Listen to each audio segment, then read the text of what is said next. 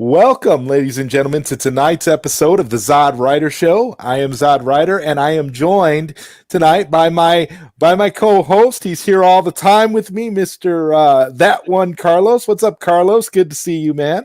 Yo, yo, yo. Always happy to be And on. and you know what? We have a special guest joining us tonight. This is Saggy Melons, who's made several appearances on the a couple appearances on our video game podcast that Max and Mad Matt and I do, the PlayStation Plus podcast. So that's pretty interesting. It's so good to have you here. I'm glad you decided to join. Oh, thank you for having me. Of course, you seemed awesome. We had great talks over at the other shows, and I was like, let me check out, see what my buddy here has got going on. Well, before we get into what we've got going on, let's check in with the chat group and see what they're saying. Jacob Ludi says, "Hey Zod, hey Jacob, it's so good to see you, man. Always good to have you here." And Zeno, he is somebody who's usually around when Max and I and all of us are chatting. He says, "What am I doing here?" Zeno, I don't know what you're doing here, but I'm glad you're here. It's great to have you. I'm glad you're checking it out, and it looks like Jacob wants to talk about the new Flash movie coming out, and Zeno has a comment towards you, Saggy. Zeno, can't believe that you're here. Let's see. I'm everywhere. Okay. And Noel Martin says, "What's up, Zod? What's up? Good to see you. Hello, everybody. Great to see everyone here." Restore the Snyderverse is the hashtag that seems to have been permeating Twitter lately. So I figured I'd add it to the coda for today so that we could talk about it a little bit. But before the show started, we were kind of discussing how Netflix has kind of opened things up with Asian TV shows and then there was a French TV show that you mentioned last week on the PlayStation Plus podcast, Saggy, that I got a chance to check out a little bit, called Lupin. So I figured we could kind of go into some of that as well. But Carlos, you had a fantastic comment you mentioned earlier when you mentioned some of the Asian TV shows that you have been delving into lately. Yeah, so like these past few weeks, I was always trying to like find new content to watch because I love to watch it with my grandmother, and she is really into, she loves the old stuff, and she watched those things on repeat on cable television, but it's always nice to introduce her to something new. And just like the small catalog that Netflix has, and it's ever growing, of these Japanese or Korean series is just beyond my expectations. I was watching Alice in Borderland. That's like my favorite right now that I'm binging, and also Sweet Home. That's also an awesome one. That's funny you say that, because those are two shows I made quick reviews on my channel. I actually reviewed Alice in Borderlands first, and then I actually did two videos on Sweet Home. One was a quick review, and one was a series video on some things I caught on. But yeah, the Asian TV shows that have been dropping on Netflix, and a lot of the other foreign films and TV shows that are dropping are absolutely nailing it on Netflix right now. Like they just come up with like concepts and premises for these shows that I don't even think like the like American studios would even dare to touch, because they would probably seem so ambitious and kind of esoteric per se. But like it's really really awesome. Well, what are some of the shows that you guys have been seeing on Netflix in those particular genres that you guys would recommend to people watching the show right now? Well, definitely the first two that I mentioned. I was also watching one. It's a film, which I think it's Time to Hunt, if I'm not mistaken. And yeah, it's just always so out there. Like I think they got the dystopian genre down packed with what they do, and it really is kind of showing you how much Netflix believes in their international creative teams to come up with some quality content to put on the service. Well, actually, the Alice in Borderlands is based off of a manga of the same name, Likewise, and yeah.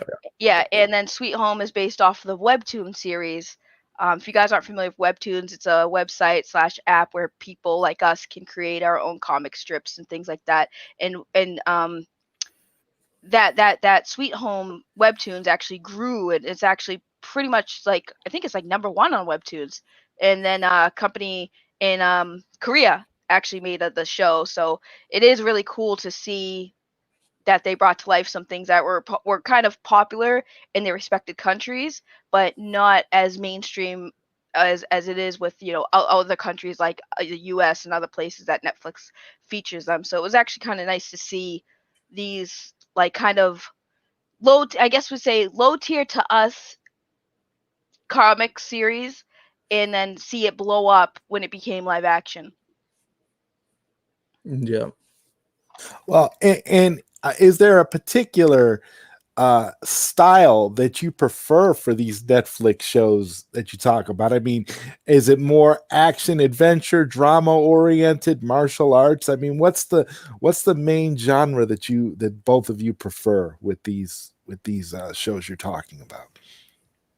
So with the ones that I was watching, it was always like on your seat, like suspense, and Okay. not necessarily like adventure, but it was very grim, dystopian, and they kind of got that down packed. Right. For me, I like both those, like Alice in Borderlands and Sweet Home. I liked them because they were great stories, but not only that, there's a lot of similarities and other things I actually enjoyed. Like Alice in Borderlands gave me a heavy battle royale, old school movie vibe. If you guys Yeah. haven't seen Oh, Battle that's Royale, nice.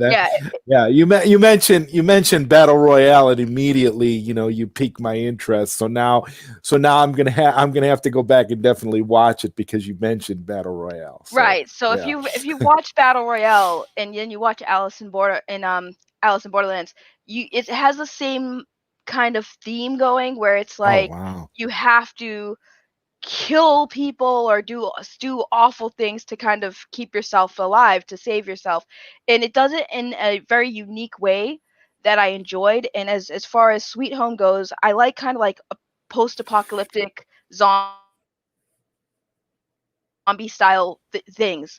And Sweet Home has that feel to it, but instead of zombies, it's like monsters, like legit monsters that vary depending on person to person. So it's one of those things where it's like they are great stories. They remind you of things you've enjoyed, but they also change it where you can find yourself enjoying it. It's not watching the same regurgitated cinema. Okay. So would you say that Netflix is kind of winning here when it comes to that genre of material? Or like, would you, like, Carlos, how would you compare what Netflix is doing to, like, say something like, say, HBO Max?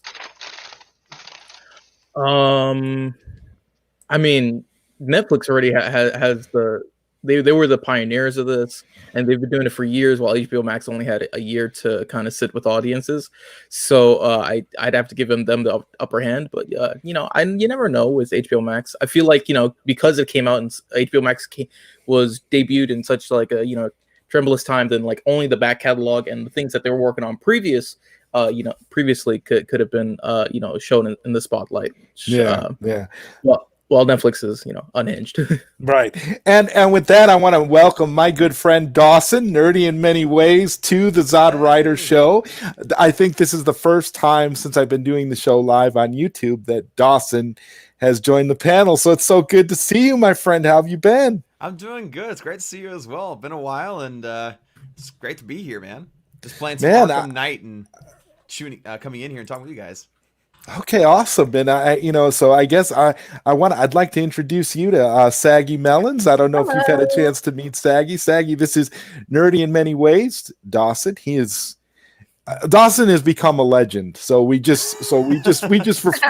just refer to him as just legendary whenever anybody asks me about him. Don't let you mean the ZodWriter fool legendary you. guy? He speaks very highly of me, but don't let him fool you. But it's great I'm to meet also you. I'm also dirty in many ways, so I guess I could compare to you. Yeah, there you go. There you go. And we can also add another awesome legend to Prime. the stream. Prime, welcome. What's up, man? What's good, people? How y'all feeling? Oh man, it's Good, great. It's good. just great to see you. It's great to be here, on a live stream on a Tuesday night, man. Just talking about all kinds of random stuff. I'm I'm really hyped up because as since the new year's begun, I mean, we've got a lot of great content to look forward to.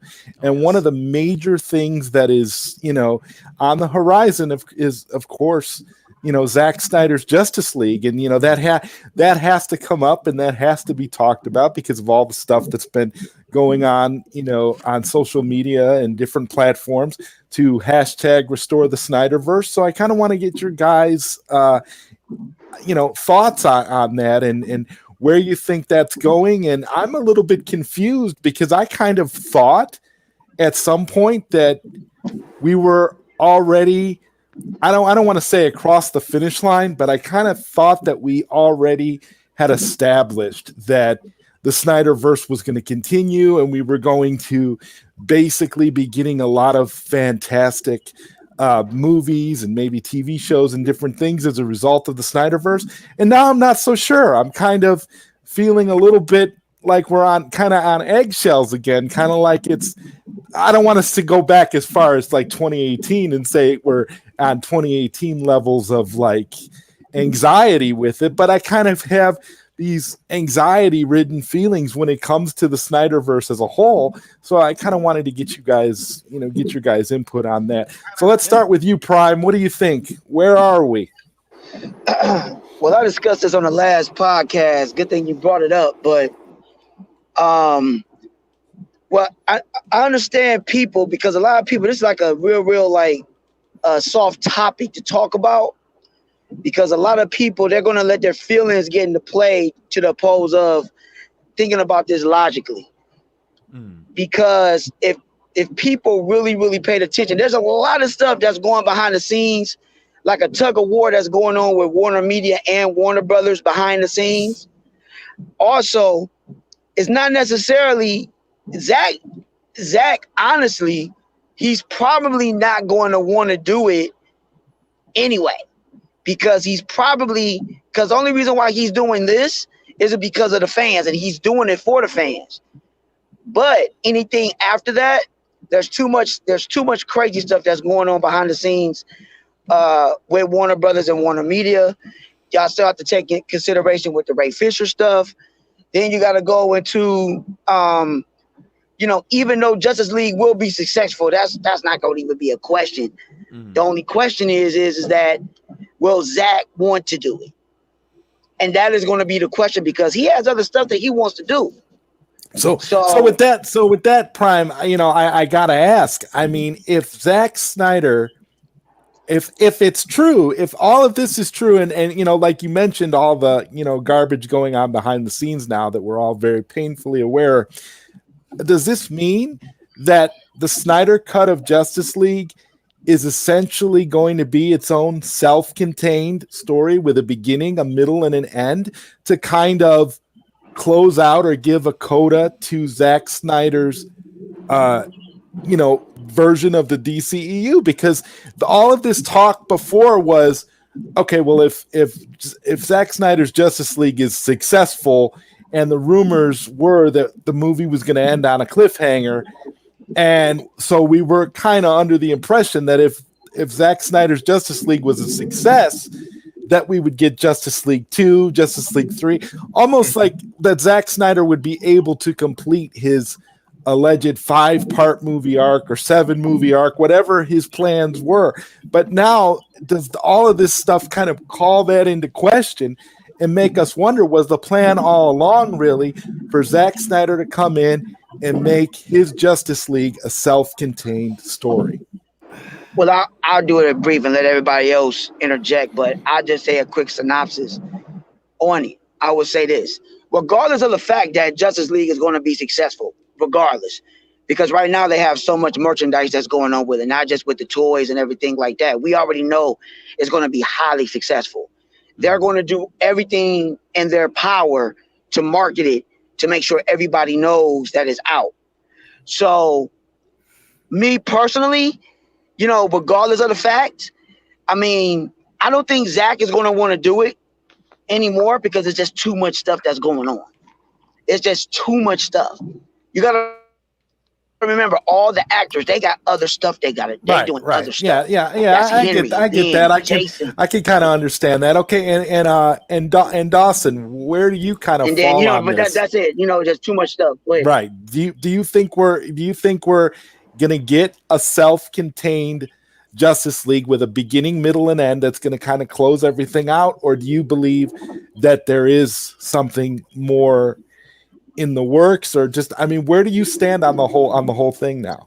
So as far as addressing like the sort of anxiety that we as fans are feeling, I think that's just simply a learned behavior over the past 3 years, right? Over the past 3 years, we've kind of, been overwhelmed with the whole media pushing like, oh, Snyderverse is done, Zack Snyder's done, that's going nowhere. Like, so I feel like that anxiety is still there in a lot of us fans, and for good reason, of course, because we've been dealing with Warner Brothers for the past 3 years, right? And when you deal with a company like Warner Brothers that constantly screw things up, like PR and all this stuff, it's easy to worry about it. As far as like, so with the cliffhanger, Zack Snyder said in a recent interview, and I'm paraphrasing here, he said that what Zack Snyder's Justice League is going to be is essentially what he shot in 2017. And in 2017, 2016, 2017. And back then, of course, they designed it to have a cliffhanger. We know there's only going to be about 4 to 5 minutes of additional photography. And we know that a good majority of that is to finish off like a post-credit scene, which with Jared Leto back, it's going to be what I think a futuristic version of the Joker in the Nightmare timeline. So if you have that stuff set up, I personally don't know how that could be a self-contained story. I think they're going to leave it on a cliffhanger. And as far as Zack wanting to do it, I kind of have to disagree a little bit respectfully about Zack Snyder wanting to do it. Of course, he does want to do other stuff, right? He's an artist. He wants to do other projects. He has, of course, his Army of the Dead coming out. Yeah, and not only does he have Army of the Dead, but it looks like Army of the Dead is essentially going to be a new franchise that Netflix is pushing towards. Right. So he is going to be busy. That is true. But I always go back to what he said in his interview with Comic Book Debate, where he said he doesn't have any plans, but who knows? Like hinting, of course, at the past 3 years of him not knowing that his first movie would come out with Justice League. So I think he's open to it. I think the biggest kicker is, again, the success of the movie. I think he doesn't want to say right now that he's going to do it because he's a smart man, right? He knows how the system works. He knows how the industry works. He knows you don't go out and say, oh, there's going to be a sequel until, of course, your movie gets its monetary success or failure, right? And so I think it solely just depends on the success of Zack Snyder's Justice League. And if it's successful, AT&T and Warner Media are going to want him to do another one. They're going to want to continue to ride off that hype. And he does love the fandom and he loves the characters. So I think he'd be down to do it, but we just wouldn't get it right away, right? It'd take a little bit of time. And that's in spite of the behind the scenes mumbo jumbo that's going on right because he's been dealing with that for years. We see this. Oh, absolutely. So he navigated himself into a position of showing that he has a fan base, showing that we're willing and able to, push the envelope and become that nuisance that we need to be to make things happen. Saggy Melons and Carlos, do you two have any comments in regards to this? Oh, I didn't actively research the ins and outs and Zach's plans on continuing the Snyderverse, but as far like I said because I did join Prime in a previous panel that he had, but yeah, like if the actors are loyal, as they outwardly portrayed his Zack, and they would prefer to work with him rather than anyone else in future DC projects, and with money printing machines like Momoa and now Gal and Cavill, I believe that HBO Max and Warner Bros, the DC Films side of things, if they wish to, continue that positive, momentum, then they might want to offer Zach something he can't refuse. Right. So that's my opinion. I lean on he might continue. I lean towards he will continue. Okay. Well, that's fair enough. And what about you, Saggy? Anything from your perspective? I would say, as far as the DC universe goes and Zach's involvement, I see DC going in the direction that Marvel took, where Marvel did some standalones, built up the hype for Avengers, which is basically the Justice League for Marvel. And then after that, introducing other characters, seeing how it works, and then seeing if they could do standalone movies based on that. So I feel like everyone here has good points. Like it's a matter of if he wants to do it, if he can do it, if this is the direction he wants to go in. As a movie creator, you want to do so much. You want to put a lot of art in it, but you also don't want to get bored. You don't want to let the stuff you're doing just be a milk. What's the word I'm looking for? Can't even think of it. Like a saggy melon. Like a saggy melon, just milking every single penny you can of French, because there's only so much you guys can do with the same stories. DC's been at this for a long time. The DC universe has been doing it for forever, and there's only so much you can do where you're just like, I don't know if I want to make another DC movie. I want to do something else. I want to venture into some different territory. So it does depend on if he wants to do it, which if he does do it, I don't even think if it's successful or not. I think it's a matter of like, how much does he want to keep doing these projects? I know he loves the characters, but he'll get bored of it eventually. The retort that I would have to that is, which is a great point you made. The thing is that Zach, of course, when he started this, he envisioned a closed story, a 5-film arc of Man of Steel, BVS, and then Justice Leagues 1, 2, and 3. So if he were to continue, realistically, he would only be doing 2 more movies. Yeah, which, I mean, that's the whole point. Like that's the whole thing that's got me nervous now. Like, oh my God, is he really at a point where he doesn't want to do anything else? And Ryan, welcome back to the show, man. I've been waiting to hear your take on this, so I figured I would defer to you lastly. Oh, yeah. What do you think, my friend? What's up, everybody? What's up, panel? Yeah, I'm glad to close that out. I'm glad to close this one out. So yeah. You're my closer, man. We're on the same side with Star Wars. I figure you and I are on the same sides with this too. Sure. Okay, so as far as Zach wanting to continue, right. He does have story. He does, they do have outlines. I'm sure they have a treatment for, part 2 and part 3. Would he combine the two to be done with the story arc? Just do something like a 4-hour, conclusion, and then move on to whatever other projects he wants to move on to, like The Dark Knight Returns or anything like that. Because he said he still has, a desire to do that one, and I'm sure that he would get a whole new cast and just give us a different iteration of that particular story. But yeah, I mean, I know there are a lot of people. It's like, I need Zack Snyder to do Wonder Woman 3. I need Zack Snyder to do Man of Steel 2. I need Zack Snyder to do Batman's, Batfleck solo. He needs to direct it. I need Zack Snyder to come in and take over Aquaman 2. I need Zack Snyder to. I mean, it's like calm down. He's he's a director, and he's a good director. Is he flawless? No.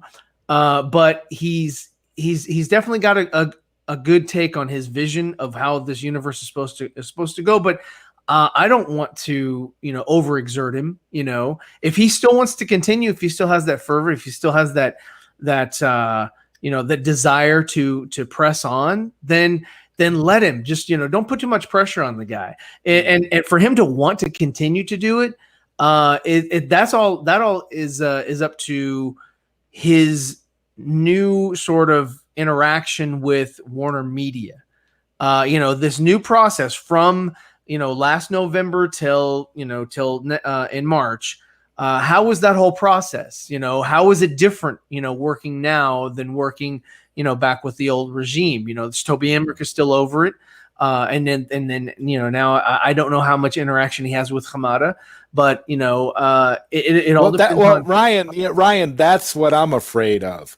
This whole thing with Walter Hamada and Ray Fisher, all of this stuff is going to have to kind of play a role, I think the one thing that Ray was trying to make was that he's not going to do anything that has Walter Hamada's producing credit on. So hopefully he doesn't have producing credit over Zack Snyder's Justice League. And so hopefully, because it's not set in stone yet, Hamada would not have producing credit for Zack Snyder's Justice League 2 and Zack Snyder's Justice League 3. Hopefully, they don't intertwine. If they do, then of course, Ray Fisher, I'm sure, is a man of his word in this situation. He doesn't want to work with somebody, with that sort of mindset. So he would not partake. But I think that he would, on the flip side, almost do anything for Zack, because from everybody who has ever been interviewed pertaining to Zack, they've all had nothing but good, positive things to say about their interaction. But has Ray Fisher, and this is a question to the panel, has Ray Fisher essentially, shot himself in the foot by saying that he won't be a part of anything that Walter Hamada is producing? I don't think so, because, and the reason for that is that Walter Hamada's role is to, of course, he will produce some films, right? He's going to be in charge of Suicide Squad and the Batman, right? But he can, of course, allow other producers to come in and the Flash. That's right. Yeah. Actually, no, he's not in charge of the Flash. That is a Warner Brothers Pictures production. But that's not over DC Films. That's not something he's directly involved in. Yeah, right? and they also. But like he picks and chooses what he's directly involved in. So he has other producers come in and take over the projects. Because he can't be in charge of over everything, right? He can't do that. That's not feasible. And so he'll pick and choose what he's over. And so when Ray Fisher says anything that directly involves Walter Hamada, I'm assuming he's talking about films that he's like actually a producer on and actually directly involved, right? Because there's things in Hollywood where people have feuds all the time, where like an actor and a producer don't get along, and so they just won't work together, but it'll be the same studio. Right. Yeah, that makes sense. Yeah. And Jeffrey, the Watchtower, welcome back to the panel.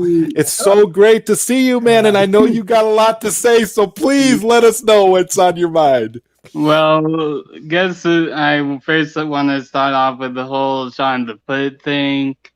Like, really, I've also been in the kind of situation that Ray has been doing, because the way that Ray has been doing this, like, he's really been good sticking to his guns, as you have said. And about the whole about him not working with Walter Hamada thing, like I keep saying, I'm looking at this as a chess game at this point, and what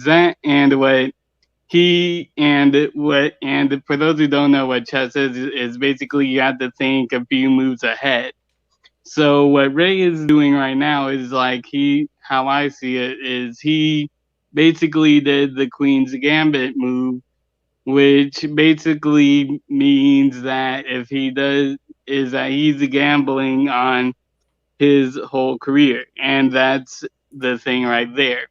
So where we are right now with Ray saying that he's not going to be working with anything Walter Hamada is involved in, that is where we call now a standoff.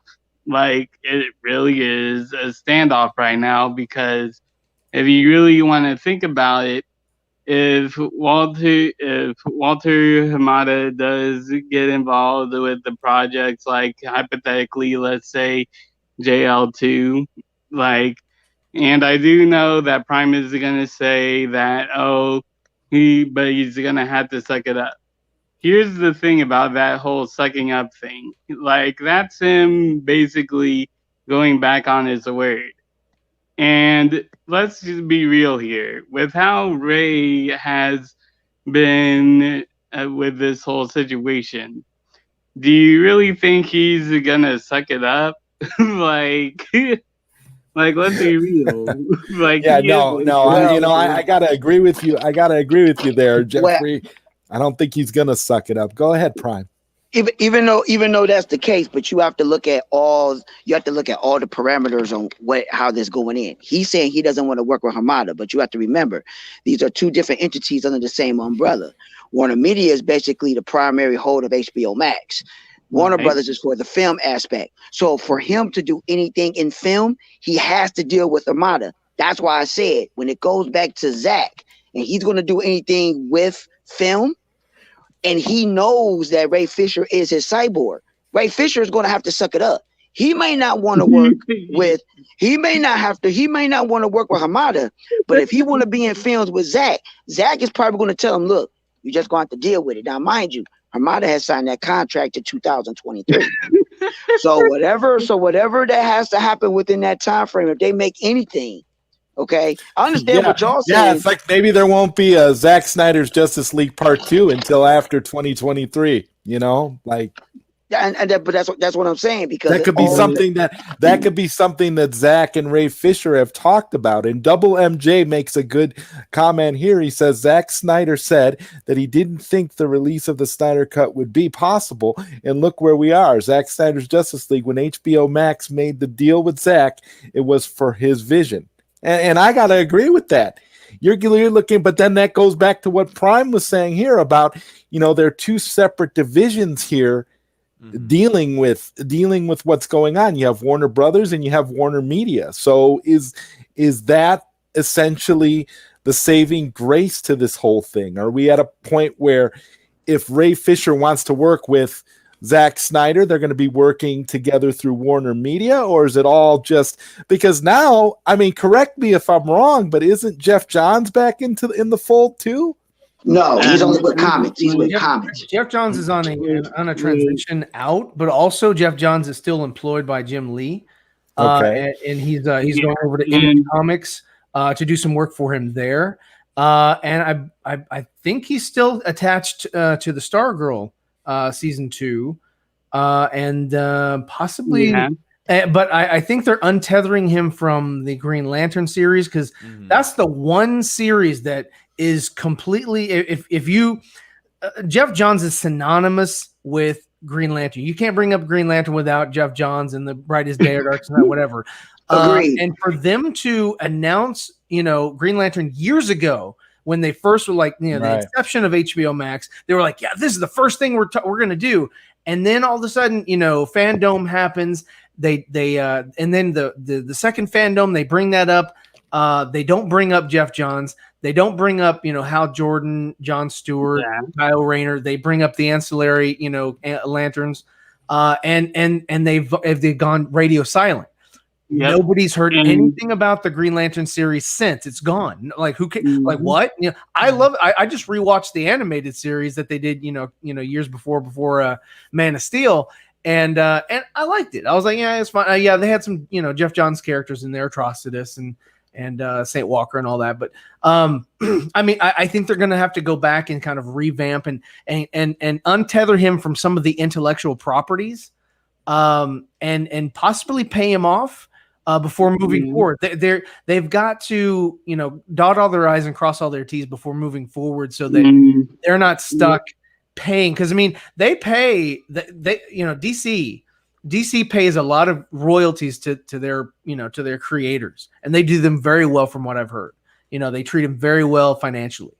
So for all of this to happen, and that's one of the things, like Walter Hamada was really like begging Ray Fisher, you know, to sort of keep Johns in the mix, because Johns holds on to a lot of intellectual properties that they want to use.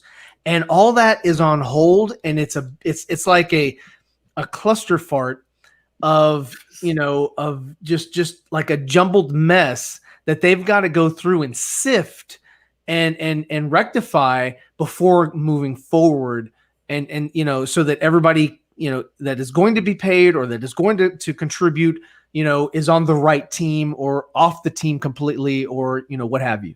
So none of you here on the panel think that Warner Brothers is going to be working with Jeff Johns again in any capacity when it comes to movies? Really? Only on a Frosty the Snowman project. But yeah, like really, if you really want to think about it, like with the whole Jeff Johns situation. Like, really, I don't think it's quite over yet.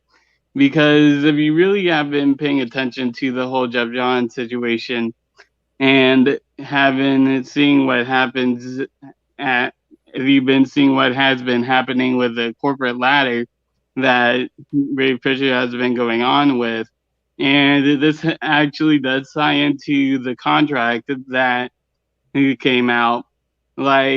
He really, I think Jeff Johns is kind of fading away, and I think that will happen too when Walter Hamada gets his due when Walter Hamada gets his due diligence as well. Because I do know about the whole contract thing, but you also have to think that people will probably say that this is impossible because you can't break a contract. But if you really do think about it, like the presidents, like, do you really think that unlawful actions that Ray has been putting on and has been alluding to, do you think that unlawful actions do you think a contract can protect Walter Amada from unlawful actions? And don't say that it's impossible, because to me, like,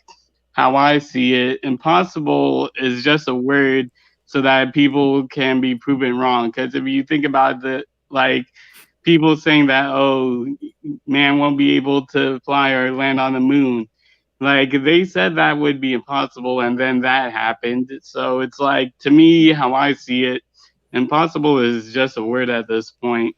Okay, that makes sense. Go ahead, Nerdy. I was going to respond to that Nigel Movie Guy's couple of comments. So they thought that Ray Fisher was fired as Cyborg. First off, they said he was written out of the movie. That is not the same as being fired. And second off, it's still even in question if he's even written out of the movie, because there's a lot of conflicting reports on that and a lot of conflicting information. And didn't Ray Fisher himself kind of debunk that? Yeah, he said he hasn't stepped down from anything, and he kind of alluded to the fact of still being in the Flash movie. And again, there's also a lot of other things that painted toward the idea of him being in the Flash. And he references his role in Justice League, and people still fail to understand that that's not the real movie. That's not the real role that Ray Fisher had. His role in Zack Snyder's Justice League is much more significant and much more important. Again, Zack Snyder called him the heart of the film. So we have to see the real version in order to really judge the importance of Cyborg's on that character. point right there. I feel like they have multiple drafts. Yeah. And I'm sure that they have drafts with Cyborg in the story and drafts without Cyborg in the story as a failsafe for themselves, because they don't know what's going to happen moving forward. You know, they've got to have. Well, it's kind of like the trap doors. Like, for example, like the end credits scene for Justice League, where we had Lex Luthor and Deathstroke on the boat. Like, that was kind of, because that was like an idea they were kind of tossing around about doing the the Legion of Doom, right? That was something that they were looking into possibly doing. But no, I don't think they were going to do that, because I believe, if I'm not mistaken, that was Zach's boat, but he didn't film it. And that was Zach's. What they did was they refilmed dialogue. Right. I know all about how they manipulated that. Yeah. That's all I was saying. But and we have another gentleman I'd like to welcome to the panel before we continue this discussion. Lord Koj, welcome back to the ZodWriter Show, man. Are you getting ready for Snyder Cut Fighters? Man, I can't wait. I've been working on that. But hey, thanks for having me. We're just catching up on stuff. What we're discussing right now is the whole phenomenon that is Restore the Snyderverse.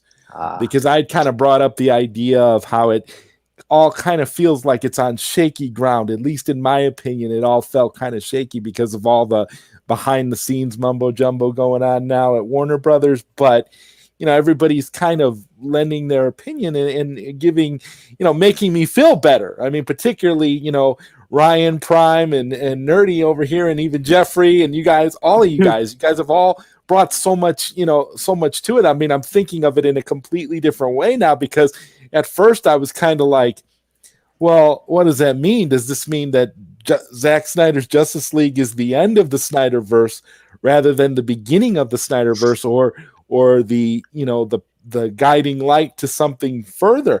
So how do you feel about all of this, Koj? Do you think that we are on the right track, that the Snyder Cut is going to lead to more in the Snyderverse, or do you think it's going to be a one and done, which is kind of where I was kind of at the beginning when we started the show tonight?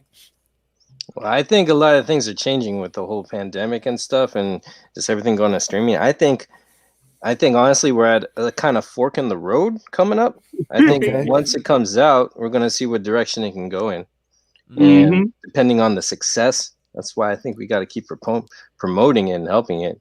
Exactly. And I think they're going to look at the numbers and stuff and blah blah blah. So I think when it comes out, they're going to see what they have to play with, what direction they want to go in. That's all one, this one, that one. Yeah, that's why I tweeted out the other day. If it's successful, it'll get a sequel, because that's just how the industry works, right? Yep. If it makes money, if it makes money for the studio, they're gonna be like, hey, what can we do to make the rest of your story pan out? Well, look at for example, Dawson. This is where I'll kind of agree with you there, because look at what happened with Wonder Woman 84. Now we can all agree that Wonder Woman 84, whether you liked it or not, wasn't necessarily the most positively received DCEU movie, and yet they announced, they're fast tracking Wonder Woman 3. So what does that say about what they're going to say about the Snyder Cut when that actually hits HBO Max? I kind of look at it like this: if Wonder Woman 84 is considered a success by HBO standards, by Warner Brothers standards, the Snyder Cut should have no problem with them coming out immediately saying, exactly, Zack Snyder's Justice League Part 2 is happening. I mean, Wonder Woman 84 is a benchmark for Zack Snyder's Justice League. It's a benchmark saying, okay, if we can clear this, then okay, let's move forward with that. And so that's the goal, to surpass that first. What metrics were they using to declare it a success? I'm curious about that, because if it's not like you can go to like Box Office Mojo and check it out and look for their metrics are their own. They own it, right? So they could say whatever, they could spin it however they want. Be like, oh, you know what, this Zack Snyder Justice League thing just wasn't it wasn't as successful as we thought it would be. Blah blah blah. I mean, they could spin it however they want, because we don't have anything to compare it to, or not compare it to, but like you were saying, Wonder Woman 84, but we don't have any sort of data from Wonder Woman 84. All those people campaigned for that movie. They all wanted that movie, but it was a big thunderous goose egg. It was a flop. You guys, we're never working with Zack Snyder again. He's a bum. Into a cult I mean, it's kind of like. Well, see, I would be worried about that if it was Warner Brothers specifically that was directly in charge of HBO Max. But right. AT&T, they're more on the side. Like, you see how they tweet and interact with fans on Twitter and social media. Like, they're excited for this thing. So, I don't think it's going to be at least too much bias as far as, how they rate the success of the Snyder Cut, at least on their end, right? Well, I mean, if y'all think about it, I mean, just with the Snyder Cut, just all together, the way they're handling it this go around, because the marketing is going to be off the chain. Yes. So the marketing is going to be extremely off the hook.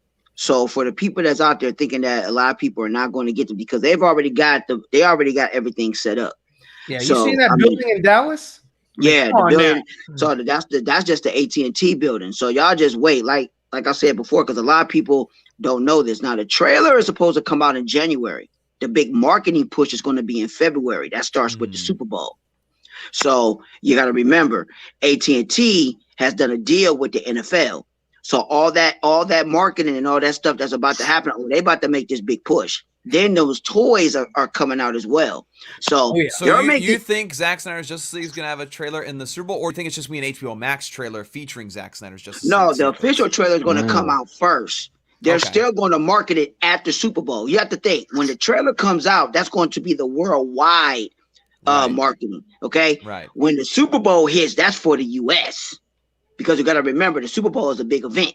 Right. So once they market it, it's going to be out, and they're just going to keep on doing the marketing, until the time it's released. Well, what I'm asking is, with the Super Bowl, do you think it'll be just an HBO Max trailer just all together, and then have like snippets of Zack Snyder's Justice League, or do you think that they'll just do an HBO Max and just generic? You're talking like TV spots? It's it's going to be a TV spot because they got to promote the HBO Max. They got to promote both because they have to promote. And they could actually promote that.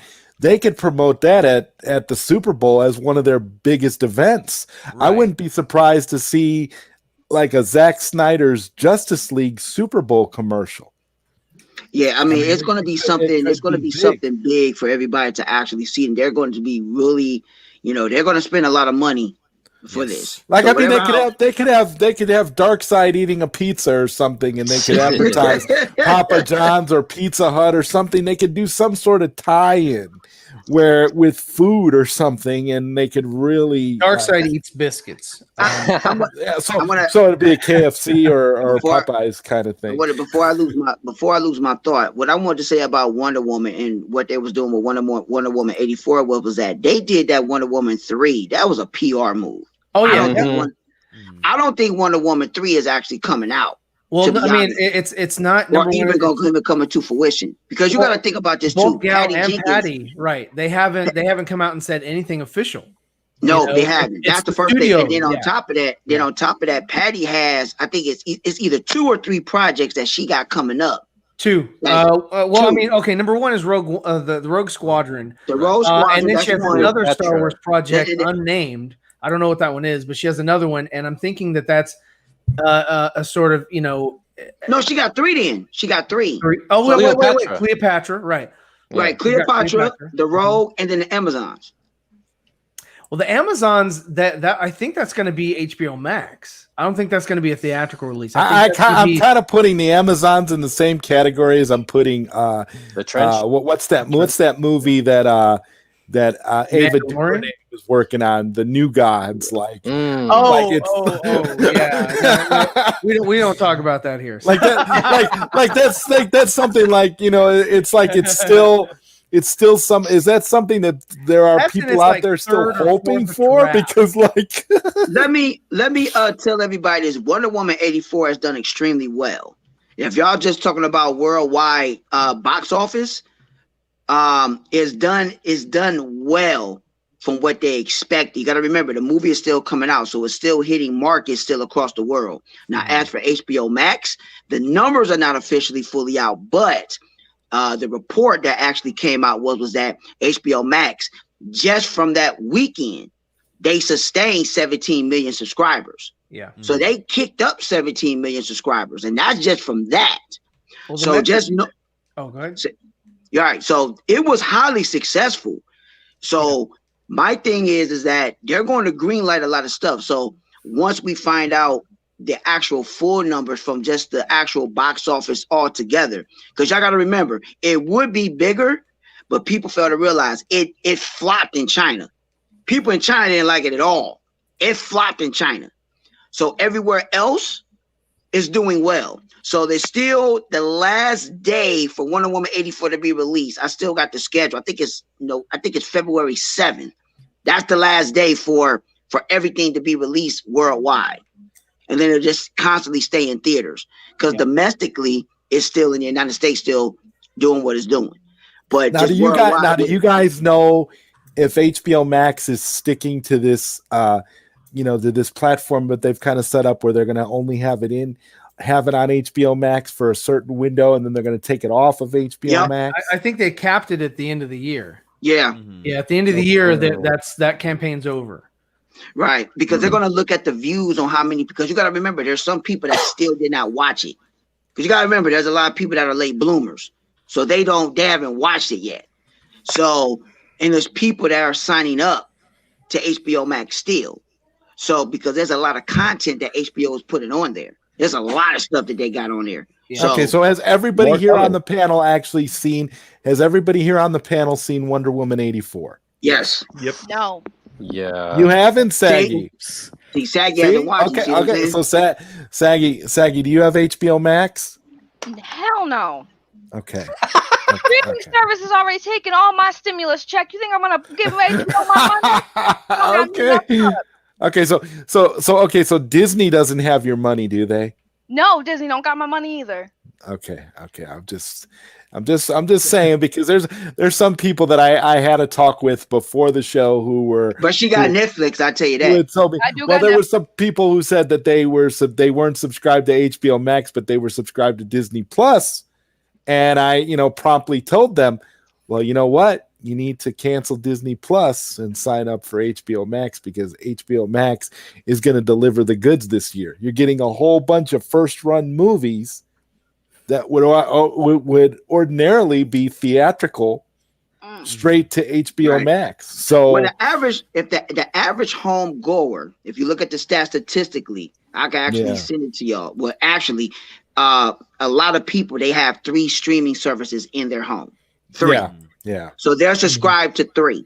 So if you really think about it, Netflix is automatically number 1. Netflix is automatically number 1. Everybody pretty much has Netflix. Now, I'm sorry, I didn't mean to cut across you, because I saw your face when you're like, but you have Netflix. I was like, yeah, and you rolled your eyes real quick. First of all, let me just clarify. I only have Netflix because it comes with my phone plan. It was a package. It was free, so my phone service pays. You have T-Mobile, right? Yes, I do. So that's why. But then I also have Hulu, but I only have Hulu because they did a Black Friday thing where if you sign up, you only pay like $1 for the year. So that's why I don't even watch Hulu. There's not even enough shows on there for me to really care about. And see, the thing is, Hulu does have a lot of good stuff, but Hulu only has, I would say, I have Hulu. Well, that's pretty much my girl has Hulu. She watches that because of the TV shows. My parents have Hulu for the same reason. They watch for the TV. For TV. But just for everything else, my 2 primary is Netflix and HBO Max. Right. So that's me. Right, because HBO Max, and I've been watching HBO Max more than Netflix. Yeah, me too. That's what I'm saying. I've been telling my parents the same thing. I'm like, you guys, once you start watching HBO Max, you're gonna watch Netflix a hell of a lot less. Right, and I mean, don't get me wrong. Like, I can't even tell you how many episodes I've watched of Batman the Animated Series this week. Isn't that great? Isn't that great that they finally put Batman the Animated Series on that's HBO good. Max? That's a big niche. It's my new binge. That's a big niche. I didn't even start yet. The only things on HBO Max I've been watching is that I just got done with Euphoria. That's absolutely fantastic. I got done with Lovecraft Country. That's fantastic. And then I'm starting to watch Tiger. So I'm about to watch the documentary of Tiger Raised Woods. by Wolves is a much watch. I actually started watching Raised by Wolves, Dawson. So I'll let you know. I'm gonna, because I know you're a huge fan of that. It's dang good. Dang good. And then, of course, I watch Friends all the time. Friends is another binge one. I mean, HBO Max got a lot of content, people. I'm telling you, HBO Max, it got so much stuff. And the thing about it is that what people fail to realize that HBO means quality. No, it means home box office. Yeah, you know what it means, home box office. But the stuff that they put out on HBO is quality. Pretty much a lot of stuff they put out is quality. They got so much stuff. So hey, it is what it is. They have a really good library. I really do like what I've seen so far. And Double MJ makes an amazing point here. If Wonder Woman 3 is true, then it exposes just how hypocritical WB is. They have no excuse not to do Justice League sequels, the Snyderverse, if Zack Snyder's Justice League does better than Wonder Woman 84. They will do better than Wonder Woman 84. That's already a given. You can already book that. You can actually write that in. It ain't even a question. You got to remember, Wonder Woman 84 was in theaters. Zack Snyder's Justice League is going to be better. I'm going to tell you why. First off, it's going to be at HBO Max across the country. They got it on Google Play. They got it on Sky because they got the deal with the Sky. They got that. Every single platform, they made sure that everybody across the world will be able to watch it day one when it's released. So it's not like with Wonder Woman 84 where it's only in the theaters. No, you're going to have it on a platform where you could actually purchase it, buy it, or rent it right off the gate.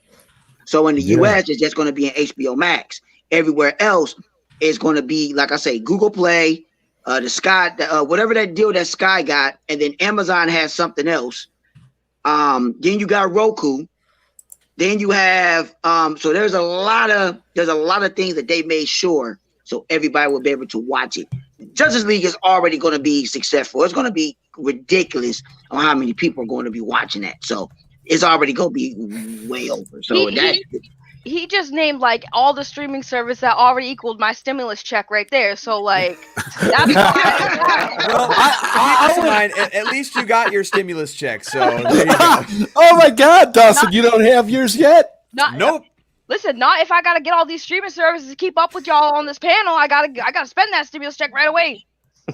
Hey, I only got Netflix and HBO Max at this point. I mean, I'm on my parents' Disney Plus, but like the only ones I pay for are Netflix and HBO Max. That's me too, Dawson. I pay for Netflix, HBO Max, and Amazon Prime, and then my parents have Disney Plus and Hulu. They have that bundle thing where it was Disney Plus, Hulu. I think it's Disney Plus, Hulu, and that whack ESPN Plus.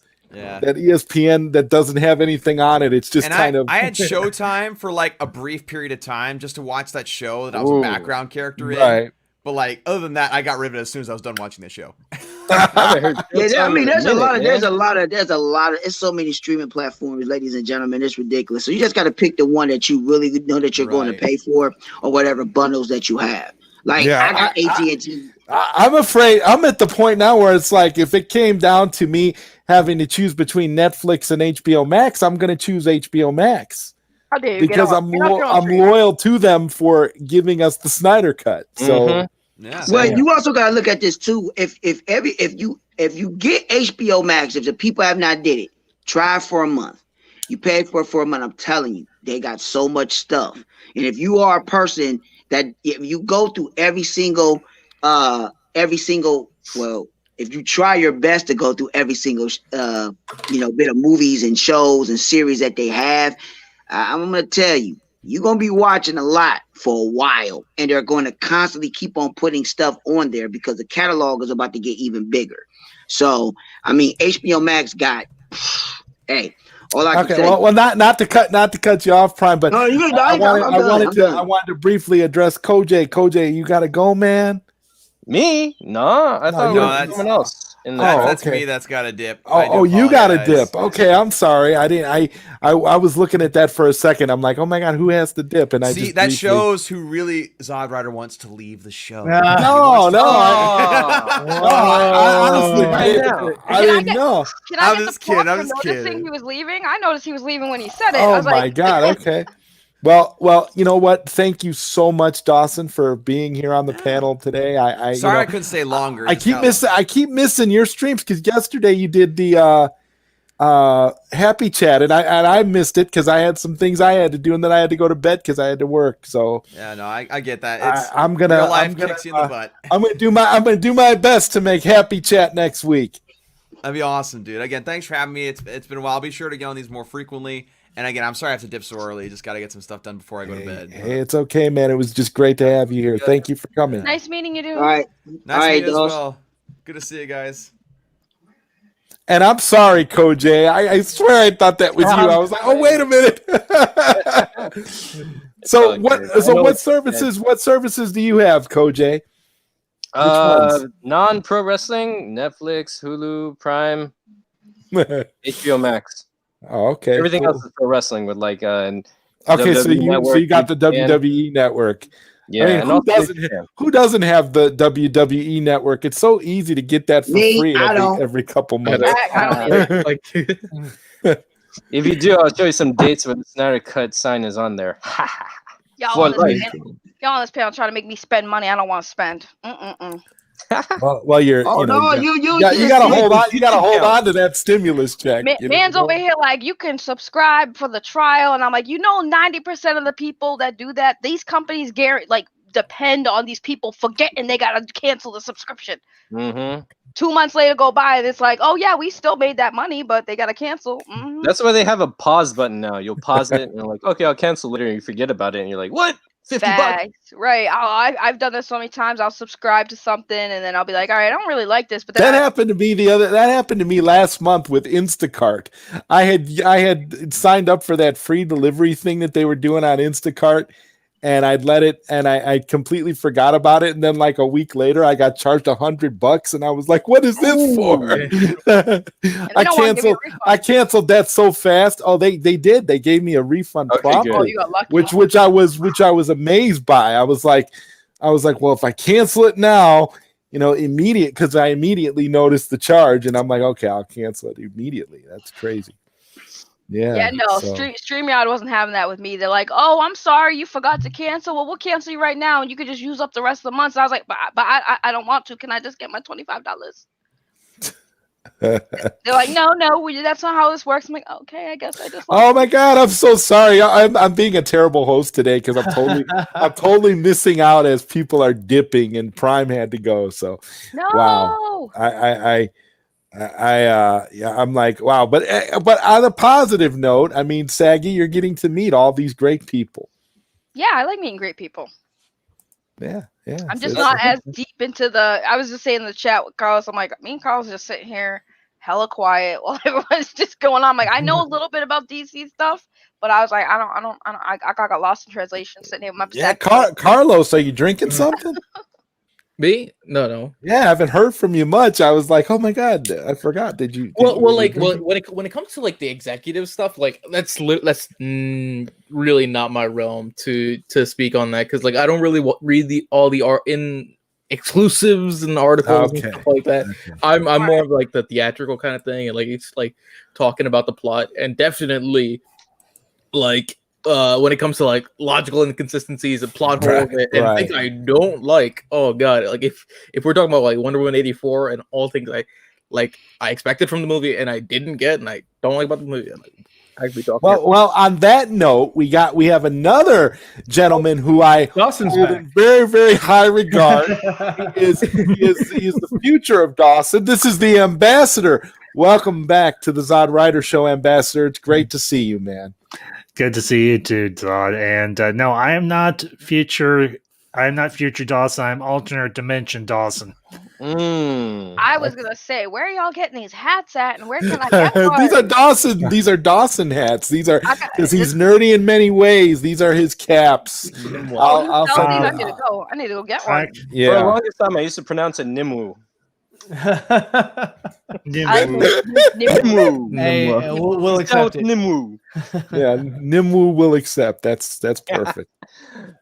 So what's up, Ambassador? It's great that you're here. How are you feeling tonight, man? Everything okay?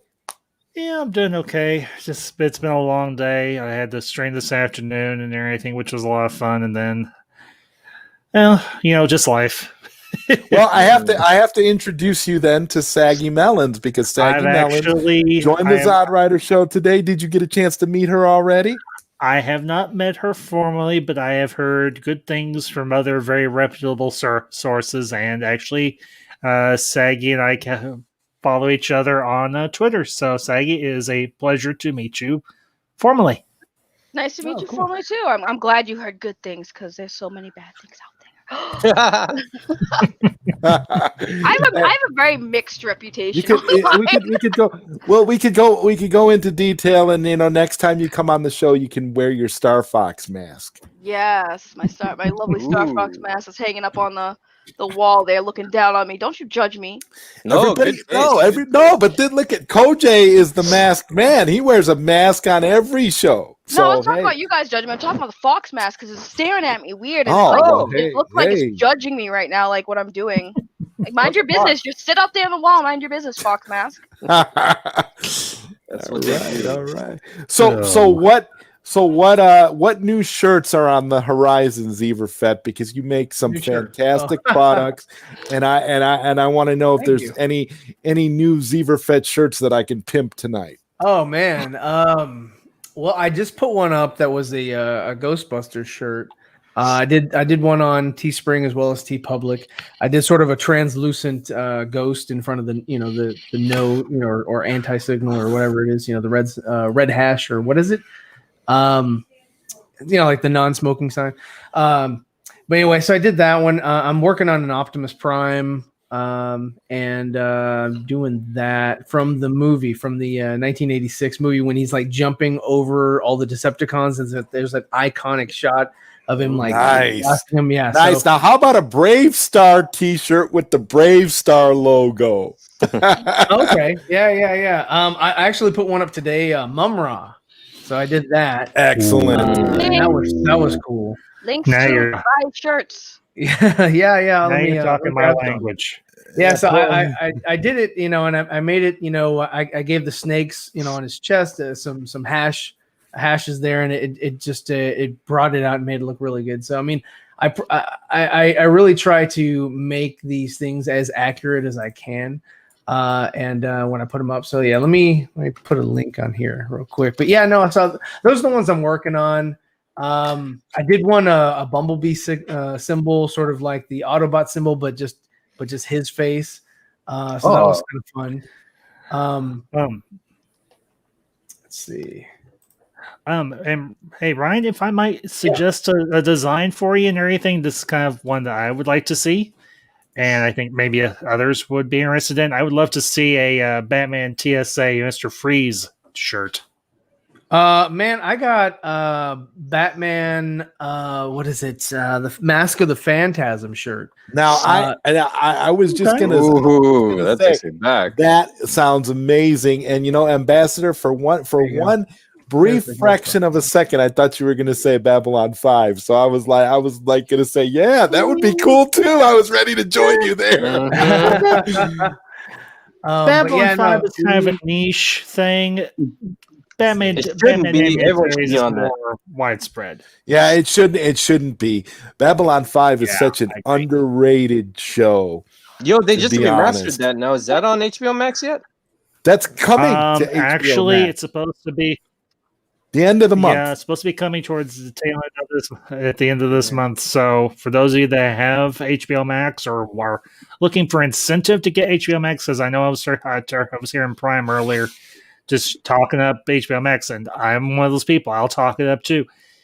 If you have the means and everything to get it, I advise you to get it. Not just because of the Snyder Cut, but yes, because Snyder Cut is awesome, but because they are really packing this platform with a lot of good quality content. Regardless of how you may feel about Warner Brothers, and I know that a mutual acquaintance or friend of ours at times has paled to the feet of Warner Brothers to the fire. A certain Poindexter has held their feet to the fire, which I cannot say is entirely unjustified. I would say that HBO Max is well worth worth dollars to for all the stuff that's on there. So I'm down, and I'm picky. Also, they're going, and not to mention, they're also going to have the little things on there as well. Which, if you haven't seen the trailer for it, and it's amazing, and the cast, like the main actors are star-studded. Like, you have Jared Leto on there, you have Denzel Washington, and you have the guy from Mr. Robot. Oh, okay. That sounds amazing. Yep, and here's the thing. Jared Leto actually said that Jared Leto actually said that his character in The Little Things is actually very close to the Joker. Oh yeah, I saw that.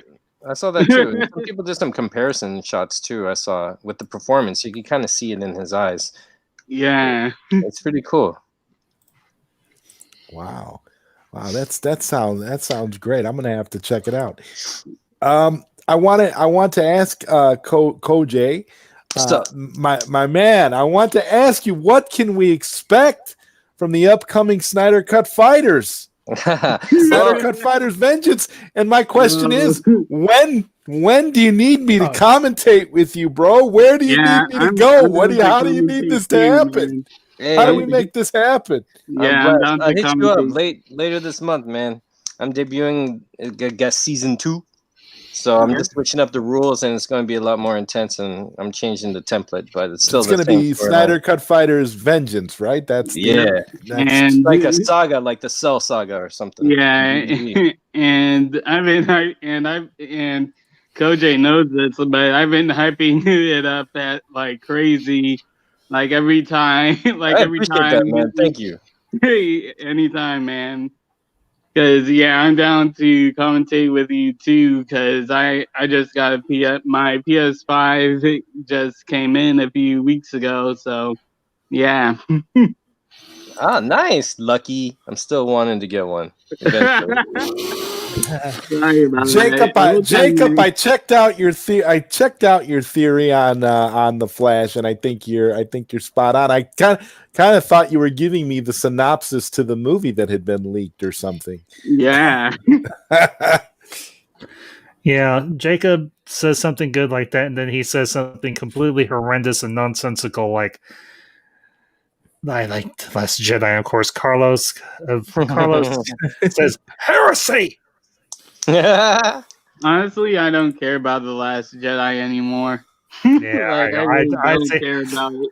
Like before, I was like very furious, like everyone else. But now it's just like, man, I don't care about it. Like I don't care about it at all. Well, I don't know, but like Jeffrey, is it the Mandalorian that kind of got you over it? Because I know for me personally, the Mandalorian has really gone a long way to mending some of the issues that I had with the sequel Star Wars movie. So I kind of can look at the Mandalorian and say, okay, this is a step in the right direction. Like, a huge step like in the right really direction. like really for me with that, like it still doesn't fix it for me. Like I tried using the Mandalorian as kind of like a band-aid, as some people might call it. But when I still watch The Last Jedi, it just really doesn't work. It really doesn't. Well, one way you can avoid that is just not to watch The Last Jedi. It's worked for me. Last time I saw Last Jedi was the last time I saw Last Jedi. Right. Well, the only reason I'm watching it is for two reasons. One, to write my Rift script for it, and then to watch it when I do my roast of it. Oh, that's going to be a fun night. Now, I want you to go ahead at this very moment. I don't want you to wait till the end of the show, Ambassador. I want you to go ahead now and plug it and let us know when that's going to happen. When is it? When is this roast taking place? It's probably going to be towards the end of this month, and I'm still playing my. I am currently playing my panel together.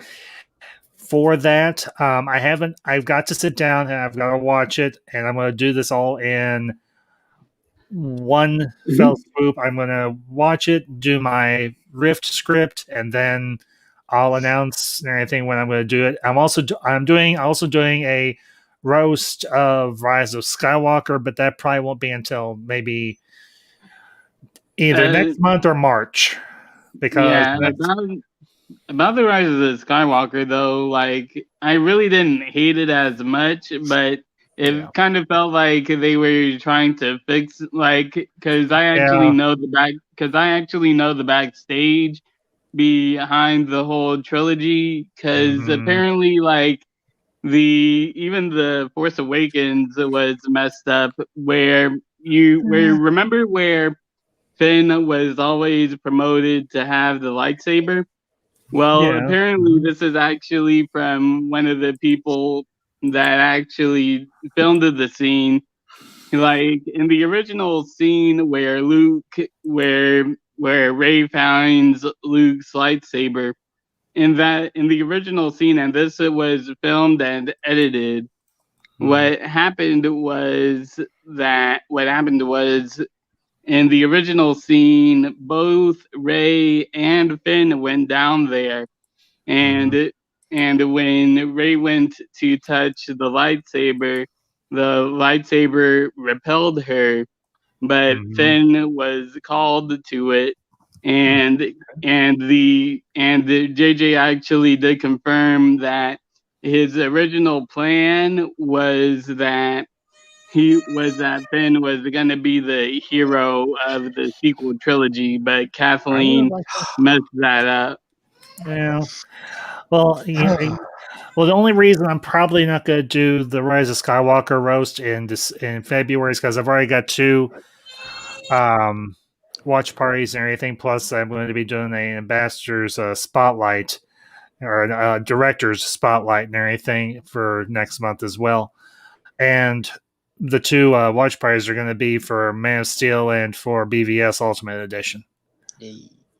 So, and Nice. well, actually, it's been years since I watched Man of Steel, and I really want to, but I want to watch it with friends. I'll watch it whenever you want, man. That's my go-to. Yeah, I mean that's a go. That's a go-to. I watched Man of Steel last week. Yeah. Yeah. Well, and here's the crazy thing. I recently got a copy of BVS Ultimate Edition on Blu-ray, and I still have not had a chance to watch it, so that's going to be a that's I gonna be a mean, first time you're watch about to be behind because they're about to release the IMAX edition, which has even more footage. So, Oh yeah, no, I can't wait. And speaking of IMAX and more footage, here he is, Tony. What's up, man? Tony, How you guys doing? Ray Liotta has decided to join the show. All right, it's so good to see you, man. How you been? I have been great, Zod. How you been, man? Oh, this has just been a wonderful stream. I don't know, Tony. Have you met Saggy Melons? Saggy Melons, have you had a chance to meet Tony? I don't think so. I remember that handsome face if I did. Okay, well that's Okay. Flattery gets you everywhere, folks. Flattery gets you everywhere. I mean, it's true. Zod, do you realize how you phrased that question? You asked Tony if he's ever met Saggy Melons. Considering Tony's age, he probably has met a few in his time. I mean, let's be honest. I know everybody here knows a pair of Saggy Melons. It's fine. I understand.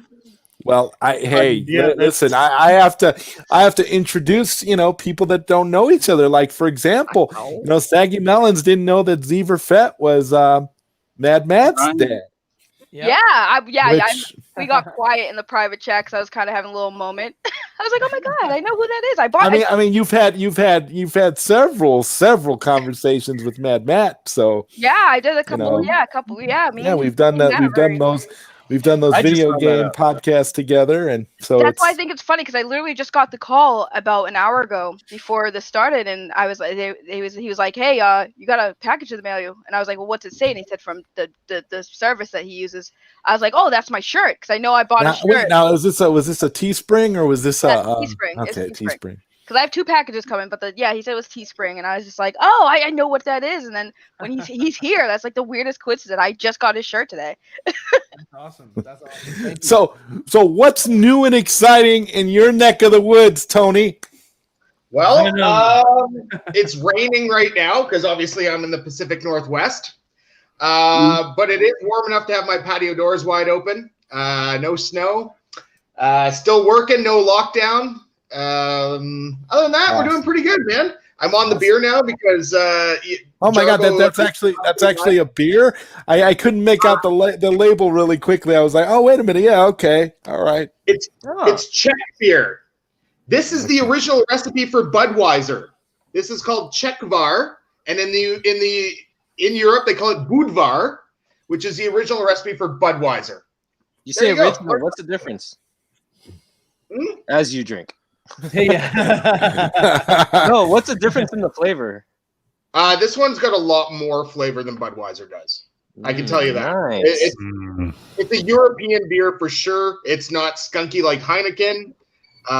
It's more like a Pilsner. Nice. Okay. Well, that's a great review. It's not skunky like Heineken. Well, use that in their commercial. Listen, if anyone came to me and said this drink is skunky, I'm gonna look at them sideways and be like, "I'm sorry, what did you just say?" It's what my drink is skunky. It's like, what's in it? The butt fruit just at the bottom. It's like, what's up? Right? Did we just? Is it full of skunks glands or something? Like what's going on? Skunky. It isn't skunky like Jeff John's writing. Ooh, shade. Same thing with food. Grumpy doesn't mean bad, right? So, question for the panel: with the last trailer for Zack Snyder's Justice League coming, what's your prediction for the length of the trailer? 3 minutes. 2 minutes. Full 3 minutes. I think it's gotta be 3 minutes. Like, yeah. I think it's I'd two, say like, 2.5 minutes. 2 minutes and 14 seconds. 2 I'm hours, happy with that. 2 hours and 45 minutes. They're just gonna release the whole thing. If they do that, it'll be 4 hours. They're just gonna drop it. No trailer needed. Just drop it. Hey, I paid to see a 2-hour trailer called Justice League of the Snyder Cut. So that's a long enough trailer. I'm ready to see. That was a pretty crappy trailer, if I do say such a crappy so. trailer. I mean, Well, it was advertising It's gotta be one of the worst. minute. It was a mess. It was all over. That's got to be one of the worst trailers I've ever seen in my life. I'd say 4 minutes. I'd say 4 minutes. One minute for each hour. Nah, just drop the whole movie. But So I just trailers. just really Hey, hope you that know, they're gonna, JJ actually did that. Like JJ Abrams actually did that with the one of the I forgot what it's called. It's one of the Cloverfield movies. Like there was a Netflix trailer for it, and then after that was the one that they released straight to Netflix. Yeah, the Cloverfield Paradox. I actually liked that. I love the Cloverfield movies. You didn't like it? Yeah, I did. Yeah, I I liked did too. I love the first Cloverfield. Hmm. I haven't seen 10 Cloverfield Lane, but I've heard some good things. I watched Cloverfield Paradox. I actually enjoyed those. I really did. I actually liked 10 Cloverfield Lane the best out of all the Cloverfield movies because it was more of a character-driven story, and John Goodman was fantastic in it. Oh, Yep. John Goodman is always a win. Yeah, John Goodman is always a win. See my Shout issues out with to trailers. Cinema wins for that. See my issues with trailers is I'm getting so tired of seeing them, and they either tell you too much or they don't. You watch the movie and you don't see the things you saw in the trailer, and you're sitting there like, did I step in the wrong theater? Like, what just happened? What happened to that scene I thought was gonna go somewhere, and now it's not even here at all. And that's why I'm like, just drop the movie. I just show me a poster. I'll look it up a little bit, maybe do like maybe a little snippet of a scene, and I'll be like, all right. But a whole trailer these days just makes me angry. I'll be getting angry when I leave this movie. there is a delicate balance with trailers because like there's always points where it's like you know you see a scene and you kind of like if it's something you anticipated, you memorize the trailer over and over, watch it over and over, and then months later when you actually watch the film and then you see a character like in peril and they're about to die and it's like, but I didn't see the scene where they're in this place, so you know they're probably gonna live this scenario, so we're good. Yeah. Well, it's always a situation with trailers where they tell you too much. And you're sitting there like, I love doing this too because it's like a game for me.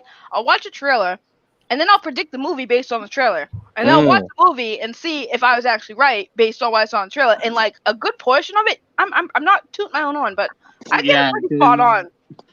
Yep, because I don't know if hey guys, how you doing? Yeah, because I don't know if you guys watch Dragon Ball, but there was like this movie called Dragon Ball Super Broly, which was basically like oh my god, please don't go there, Jeffrey. We have to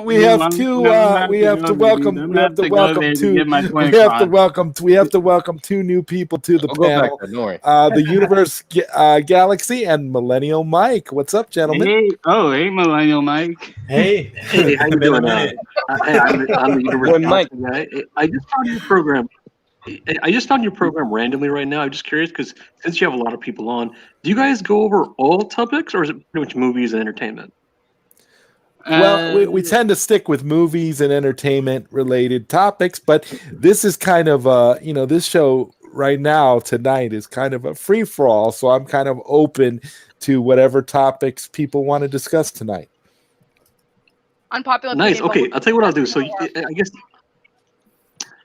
Sure, no, I appreciate it. I don't want you guys to think I'm like, changing your program topics. I know you guys have a lot of topics in movies, and I don't want you to like think I'm like hijacking it for lack of a better word. What I like to do is I like to call it. Yeah, no, what I like to do, because I have a popular page myself, is I like to call in different programs and throw out a bunch of topics, And I usually go with 4 lately. So if you guys like, I'll give you my 4 topics. And if you're not interested, no hard feelings. I'll leave and call another program. Is it okay if I give you 4 topics? Yeah. I'm game. down. Go ahead. I'm game. Okay, cool. And remember, no hard feelings. Okay. Now remember, guys, and girls, if you're not, I don't want you to feel like you have to go with it. I respect people's programs. Okay. I know what it's like to have a popular page myself. So if you're not interested, I'll respect that. Don't worry. You're getting me excited. Just tell the things. You're getting me excited now. Enough of the Let's go. trailer. Okay, all right.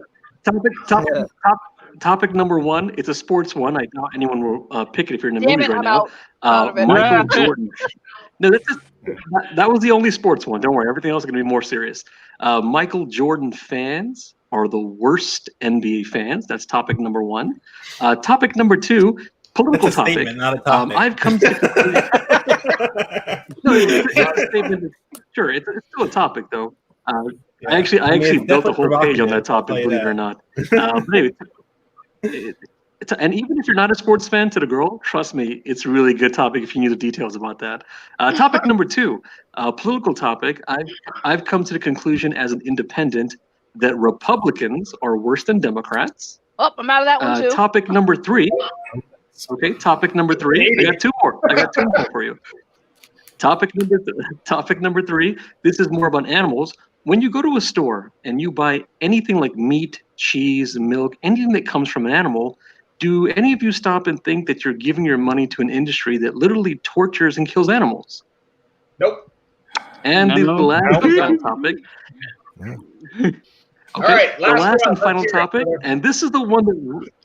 All right, this is the one that raises eyebrows, and I a lot of people start assuming stupid things about me. Yeah, the other ones haven't raised eyebrows. But if those raise eyebrows, this will be a bigger raising eyebrow. But nobody who disagrees with me, I assure you, 100%, no one will prove me wrong. When a guy graduates high school, he's no longer in high school, he graduates. Is there somewhere in any religion or anywhere in science or anywhere in common sense, anything in a man's biological system that tells him he's supposed to stop being attracted to girls in high school then? I'm out of all 4 of these and I'm angry. Hey, Sorry, but no. Hey, these are great topics for like person to person. You know, like I've talked about all of these things at one point in time in my life, but I mean, I'm kind of like more chill. Yeah, I gotta go on this guy, Double MJ, about this because he's calling me out and Dip probably saying he says Jeffrey absolutely right. Dragon Ball Super Broly spoiled the whole movie with their take. I say actually what I was going to get to was no, if you really think about it, they didn't. And what I mean by that is they spoiled a lot of the fight scenes that happened, but for the actual story of it, if you think about it, like a typical Dragon Ball movie is Goku and Vegeta fight a new enemy, and they don't get any new background, and that's it. But really, if you really think about it, Dragon Ball Super Broly actually saved a lot of the story elements that was like, oh wow, this is not a Goku Vegeta story. This is a Broly story. Because when I'm guessing because as I was watching Dragon Ball Super Broly, I was like, okay, I know that these guys are here and there really are no stakes for them.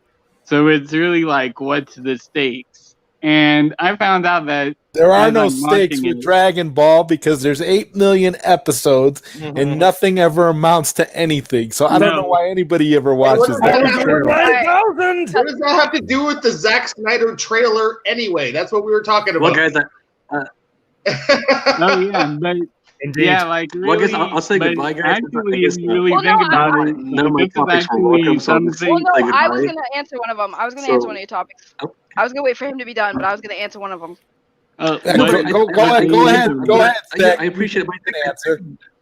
But I'm guessing most of the room is not really interested, which I You know, so I guess I'll just say goodbye, guys. It wasn't, but no one. Yeah, the answer to your last one. In the Republican. Hold on, Jeffrey. Hold on, Jeffrey. The answer to your last one is maturity. How's it going, Kojay? Good to see you, man. So that's it.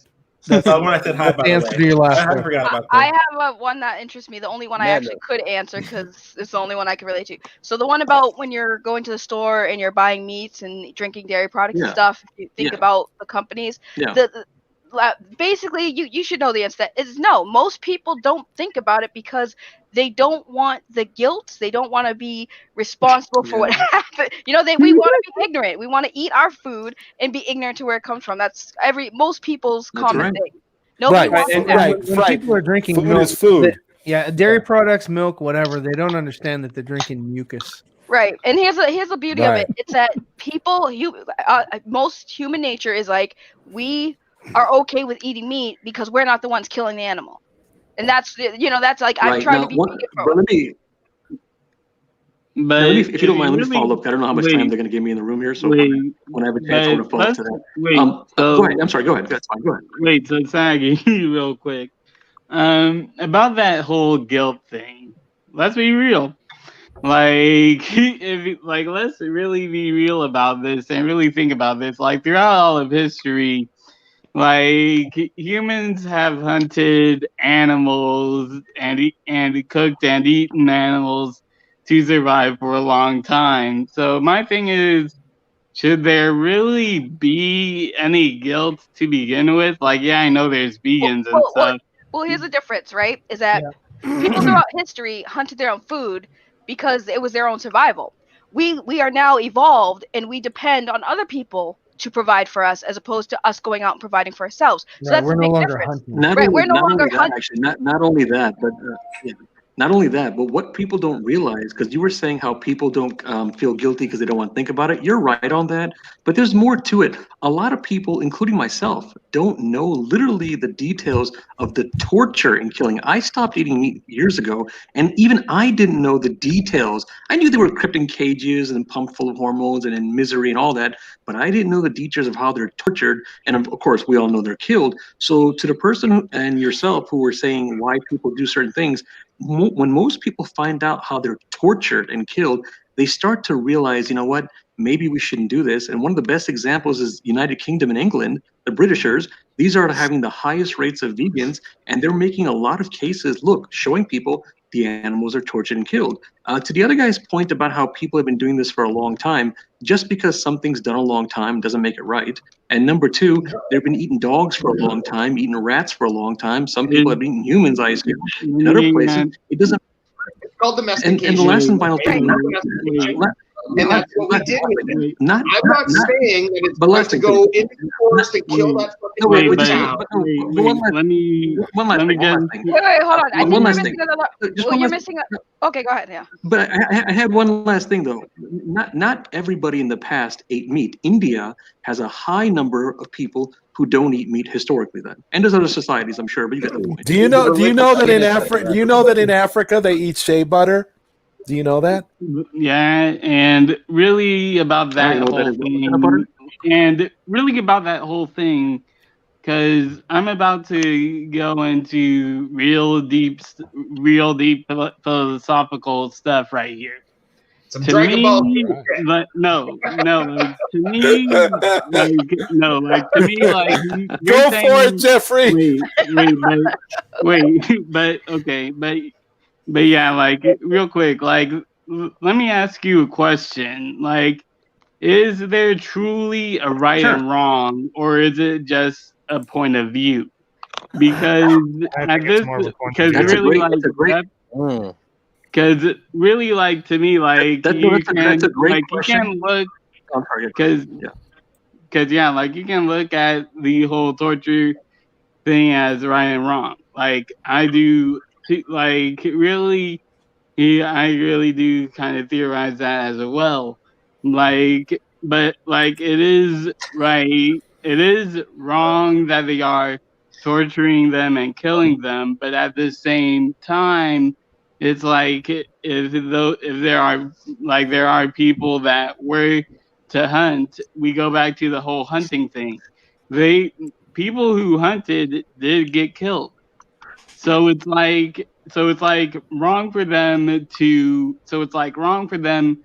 to torture animals, but at the same time, there wouldn't be any farmers and stuff like that to really have That's less not true. No, casualties in the hunting.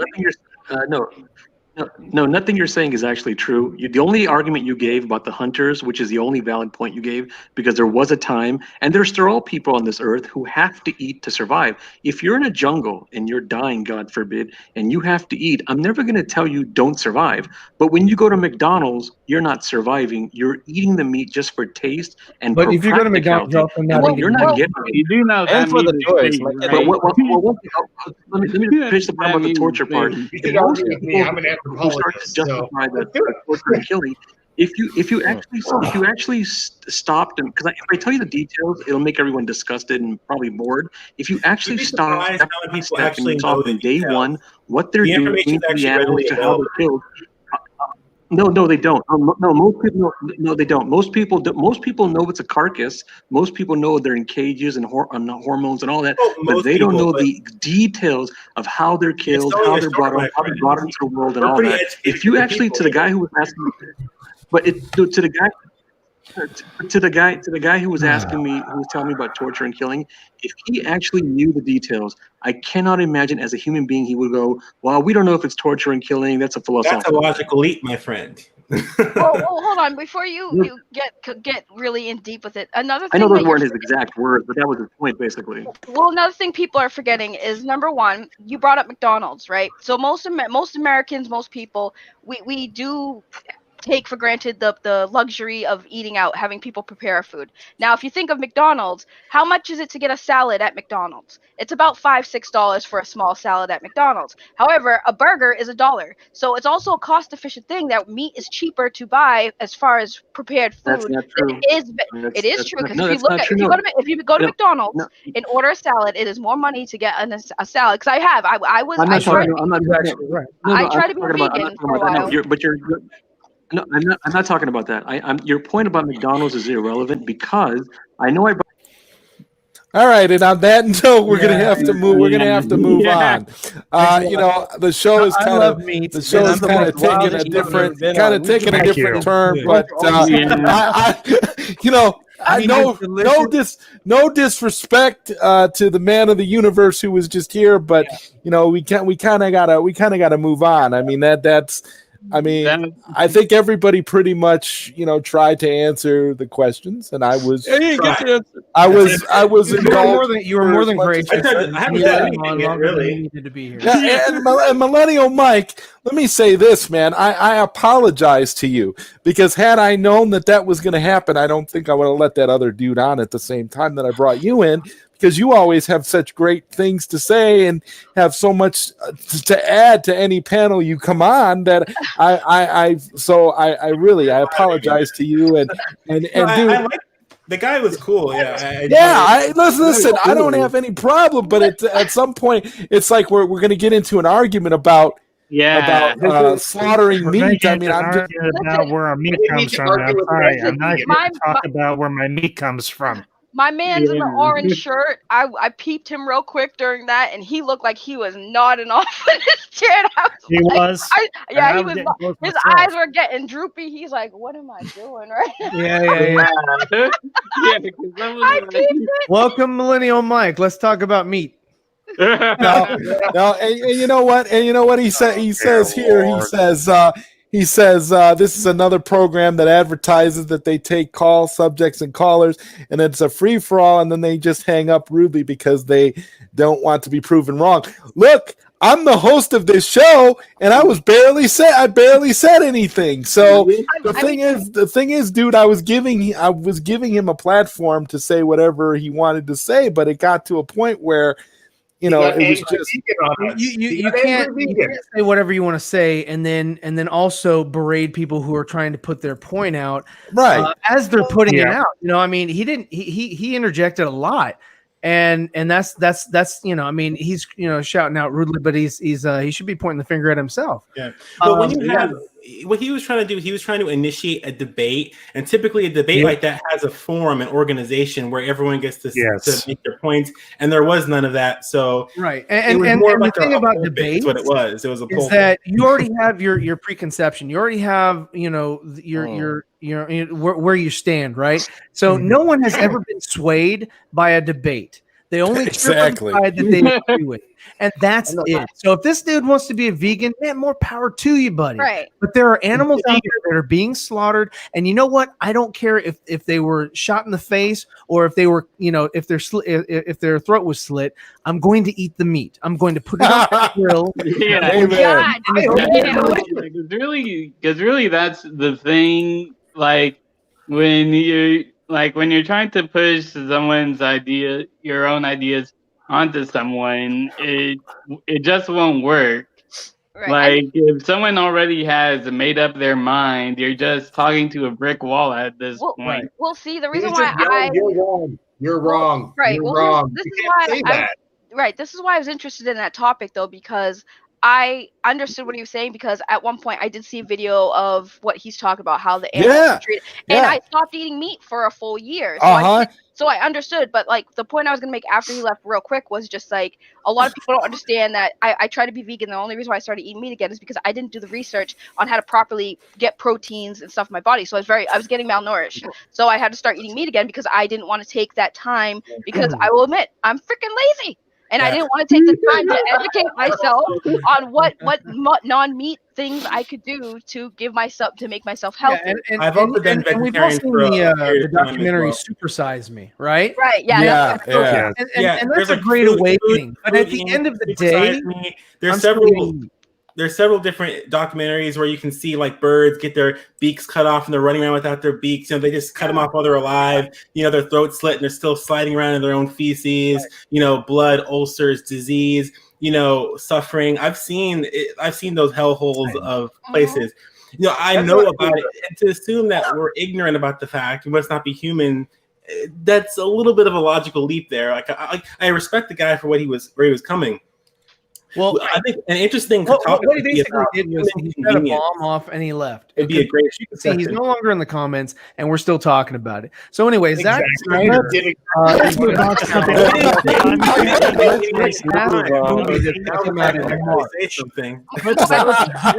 about something that we can actually all agree on, because Ryan made a very good point. Debate is meant to be either a group forum or one-on-one, because I got into a debate a couple of weeks ago with Enosh about whether or not, this is an old topic. I was there. I was there. I love Enosh. The third one. Shout out to Enosh. Yeah, I got into the debate, anything about whether or not Luke and TLJ was a natural progression. I disagreed. He thought it was, and well, by the end of it, he played his little Matt Jarbo clip. You lost. Yeah. A pig's eye.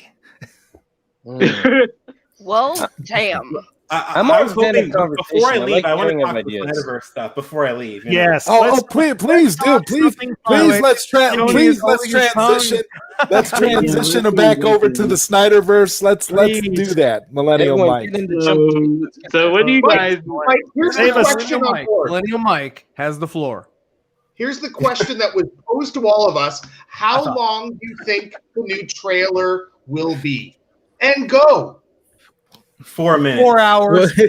1 minute for each hour.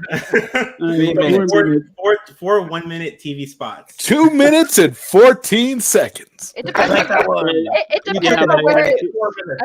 think it depends on where it's dropped. If we're talking about it's going to be dropped at the Super Bowl. Yeah, if it's Super Bowl, it's going to be at least a lengthy trailer, which is going to be 2 minutes. Yeah, I would say 3 minutes. So you're looking at between 3 and 5 minutes if it's a Super Bowl thing, because those are expensive, right? Right. Yeah. And AT&T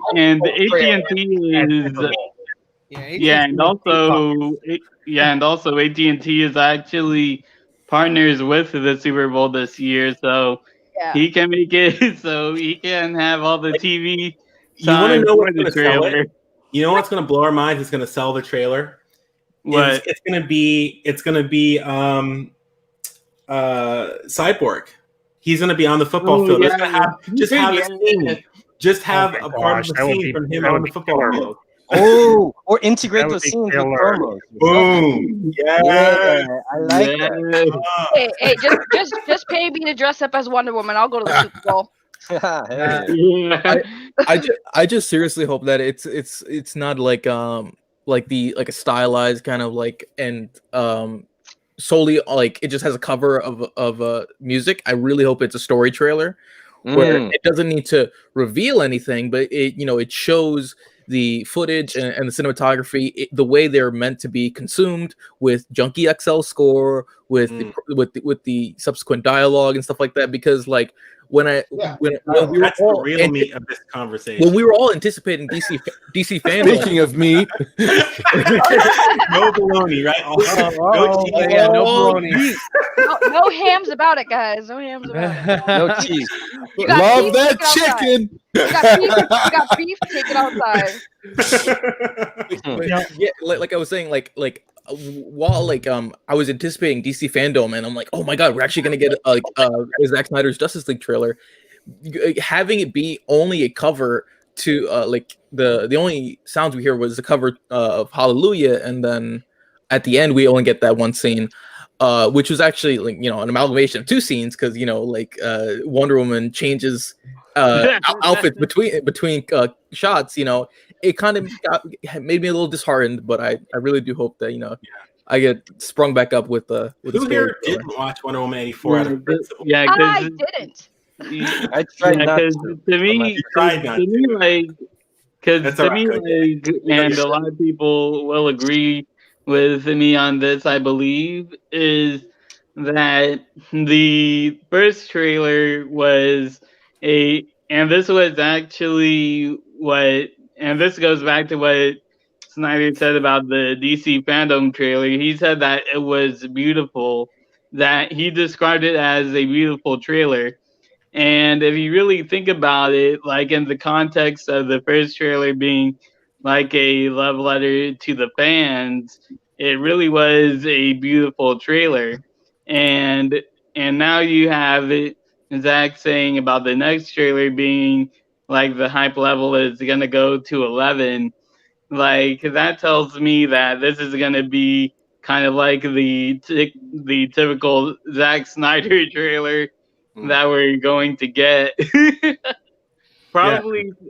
And I'm probably expecting something along the lines of the Watchmen trailers. What about the first Justice League trailer? Comic-Con 2016, was it? Yeah, I want something like that. That'd be cool. Makes sense. Yeah.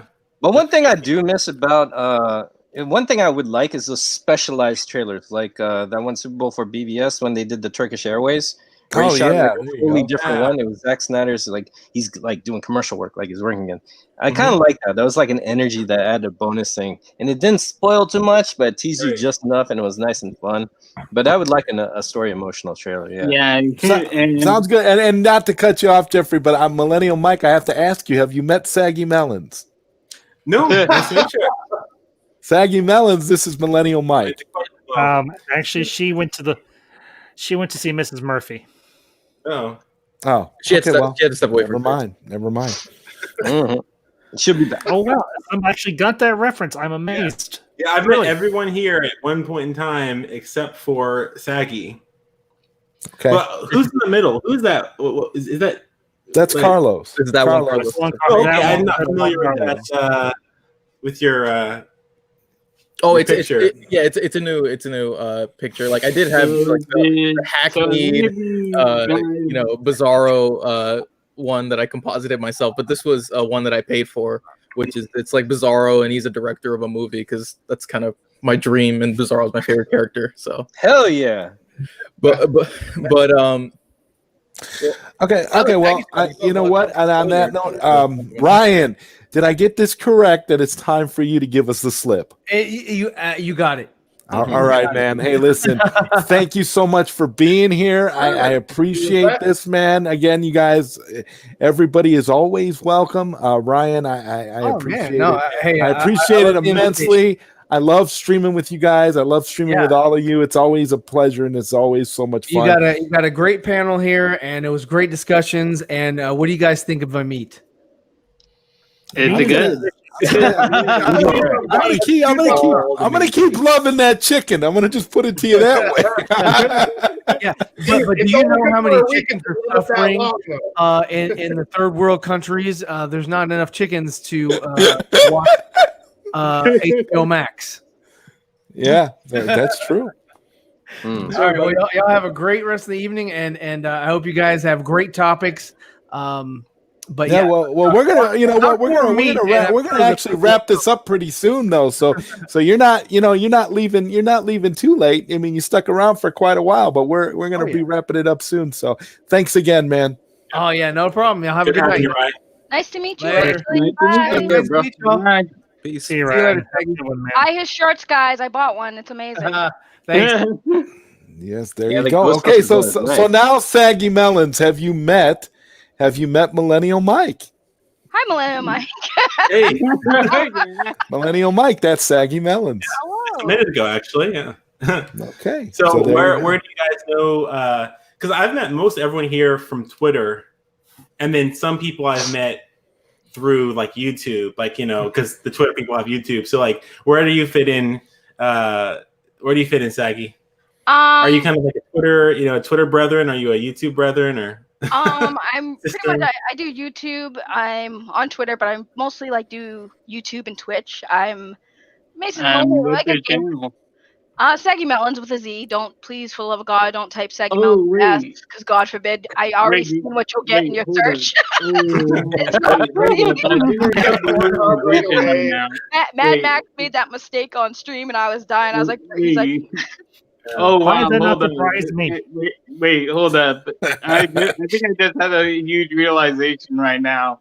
So do you do gaming videos actually? I do gaming right now. I'm doing gaming videos. Oh wow! I also do. You? Yes, I do. I follow you. Wow! Oh, yeah, That's awesome. thank you. I also do quick reviews on Netflix shows and other interests. I'm kind of like a world-renowned nerd. I'm into a little bit of dabble into everything, but that's awesome. Yeah. Wow, wow. I just realized who's that. Like, wow. Well, thank you for subscribing. I've been surprised at how the channel's growing a little bit, and I'm just like, I started just wanting to show off, to my friends and stuff, the gaming stuff we're doing, and I just got Twitch affiliate, so that's pretty exciting. Wow. Yeah, I got a little ways to go before I hit that. Yeah, Twitch affiliate, man, that's no joke there. And well, what I want to do now is just kind of go around the panel and kind of wrap things up a little bit here. So I'm gonna start with you, Lord Kojay. Can you tell everybody where they can find you and what we have to look forward to from you in the near future? I love that you're a fan. I appreciate it, man. My friend, I will tell you this right now. What's up? Your Snyder Cut Fighters is one of the greatest things ever. So I'm gonna remain a lifelong fan. So carry on, sir. All right. Well, thanks. Well, yeah. Find me on YouTube. That's where my Snyder Cut Fighter show is. And I'm on Twitter and Instagram. I'm gonna go back to my Twitch channel every now and then, but those are the main three. So yeah. Thanks for having me. It's always a pleasure. And if you don't mind, post your link to your YouTube channel in the private chat so that I can post it for everybody, so that you can get subscribers off of today's program. And Jeffrey Watchtower, where can we find you? Well, you can find me at Jeffrey Warfield, and the same thing goes for my Twitter and. Like right now I'm thinking about reacting, and what I do is I cover Snyder stuff, I cover the Ray Fisher stuff as well, and I'm thinking about reacting to music as well in the future. So yeah. Cool. Oh well, that'll be interesting, reacting to music. Cool. Great stuff. And Ambassador, where can we find you, sir? Well, you can find me at my main spot over here on YouTube at the Ambassadorial Wing. I do all sorts of pop culture stuff, modern and retro. I do reviews, I do live streams, I do watch parties, you name it, I do it. I'm pretty much I have a presence on all the major social media platforms: Twitter, Instagram, Facebook. I do have a Twitch channel, which I'm going to start using more frequently, specifically for watch parties. You can find all those links on my YouTube channel and everything. It's over in the About section, and I also have links up in the banner. So what I've got coming up in terms of this week, I've got a busy week. I'll be back this Friday afternoon with another installment of Council of One's Babylon 5 review. We'll be wrapping up. Yes, indeed. I freaking love that show, bro. I have to tell you that. Love being a part of that panel. It's amazing. Just started a new series and everything today with The Truth, Classic Comics, and Gucci Hepcat, and gonna be adding possibly one more panelist. So we're reviewing Batman the Animated Series from the 90s. And I am planning sometime this week, I'm not sure when yet, or anything, I'm going to do a live stream review of a little late 80s cult classic, Three Amigos, and everything. So, and as I've mentioned before, I've got lots of other stuff coming up in the next several months and throughout this year. One other thing I did want to mention, then I'll pass it off. This Thursday, I will be recording a interview with Phil Hawkins, the director of the fan film Star Wars Origins and everything. I'll be uploading that hopefully sometime this weekend. My first, I'll say, celebrity interview, and I'm actually really, I'm really happy to bring this all to you. So hopefully this will be the start. It's always great, and you know what? It's just the beginning for you, man. Because once you get one, it's much easier to get others. The others do follow quite quickly. You'll see. Yeah. Because I already know, man, I have faith in you. I know you're going to get that Paul Dini interview that you've been dying to get. I hope so. So, man, yes. And my good friend Tony, please tell everybody where they can find you, my friend. Well, you can find me on Facebook. You can find me on Twitter, I guess. I don't post a lot of stuff. And you can all obviously generally find me probably on Enosh's or Nicotina's show occasionally, because you're always welcome here too, Tony. Okay.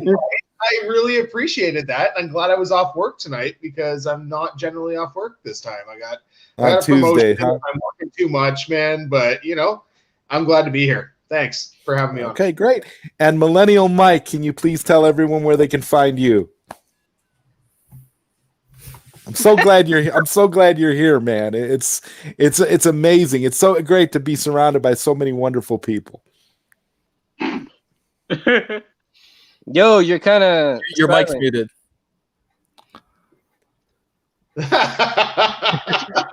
Can you hear me now? How about now? Draw pictures, bro. Draw pictures. Yeah, right. Yeah, I'll do some sign language, or was that ninjutsu? Okay, but I just know, boom, boom. No, it's really great to see you guys.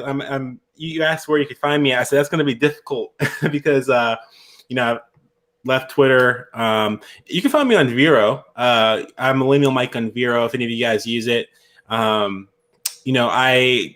podcast has kind of been on hiatus for a little bit. So keep an ear out for that. We're looking at bringing that back in some fashion. Sooner or later.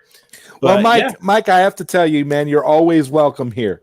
You're always welcome here because you are. It is a pleasure. It is a pleasure to see you, and you're it's always great. It's always great, and I try to do this show every Tuesday, and it's always an open panel live stream for the most part. Even when I have, like a celebrity guest, like a movie director or something, I try to still have an open panel. So, hey, man, anytime, every Tuesday.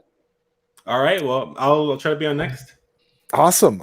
And let's see here. Saggy Melons, please tell everybody where they can find you. The pleasure of you being here. Thank you for having me. It's always fun. I love meeting new people. You all are great. Just Saggy Melons with the Z. I can't emphasize that. With the Z, please. Spare your eyes, folks. Spare your eyes. but Saggy Melons with the Z, and I'm on YouTube, I'm on Twitter, I'm on Twitch. I do have an Instagram, but I don't really post that much on it. I just have it, but it's pretty much all Saggy Melons with the Z. Okay. Jujule it. Awesome. And again, you are of course welcome back here anytime as well. Thank you. And Carlos and I'll be here next week. I might have something a little bit special in the works for next week. There's a certain movie director I'm looking to line up for next week. So I can't really give it away right now, but there might be something really good on the horizon for next week's ZodWriter show. So I'll keep you all posted. Carlos, if you'd like, you could let everybody know where they can find you. Well, if you've watched the podcast, I've been, at the bottom of the screen, you are here. By the comment right there, you see my my Twitter handle. It's at that one Carlos YT. You can find me there. You can find me on YouTube and Twitch. I don't really post often. I really want to get back into that, but work and school, it's all big, time consumer away from what I really love to do is being right here, talking to wonderful people, but I always love to do this, and that's it. That's where you can find me, and that's awesome. Thing. Yeah. And I mean, and you've been here with me on the ZodWriter show since I started doing the ZodWriter show on YouTube, live on YouTube. So I mean, it's been great having you, and I love it, and I'm glad. I'm so happy that you're here, and this is all been really amazing. And like I said, I love this every week. We try to bring something new and refreshing. And I even want to give a special shout out to the guy who was in here earlier with his 4 questions. I mean, to be honest, that was kind of an entertaining interlude, and had it not gone in a bizarre direction, we might have been able to keep you on the show. But one of those people you run into at town when you're playing a video game and you're doing a side quest. But I think he meant well. It just kind of came with a lot. He's the guy that you meet at Whole Foods in the meat section yelling at people for buying meat. Yeah. I know. I mean, and my thing was he started to get so heated, and I was just like, why is he getting all hyped up when he's the one that brought the topic up in the first place? It's like, dude, he did a very good civil thing, For me, dude, it was just so ham-fisted. I feel like he was speaking from some kind of script or something. He had to plan this out, and we weren't the first, and we're probably not the last. He's probably going to do that, or he had. Like I said, I didn't mind. I'm really angry about meeting Republicans right now. No, he came in here already. Those Michael Jordan meat-eating Republicans. Michael Jordan loving meat-eating Republicans. Like he really came in here. He came in here starting it with like, I've been going to a bunch of call-in shows, so he's been doing this for a bit. And That's just his shtick, and he wants to see how long he can last in a room before he gets kicked out. And the thing was, I didn't even kick him out. I just pulled him out briefly so that Saggy Melons could finish the point she was trying to make, because he kept talking over her. So all I did was pull him out so that she could talk, and then she kept going. And Tony, thank you so much for your DM, man, because when you said what you said, I was like, yeah, it's time for this guy to go. I was like, this guy. I was 2 seconds away from going, Zod, I know this is your show, but he needs to go. Yeah, well, so we try to, but like I said, I try to be fair to everybody. But on that night, we're gonna wrap it up. So thank you everybody out there for watching and listening. Thank you all for being here, and we will see you next week. Adios, muchachos. Peace.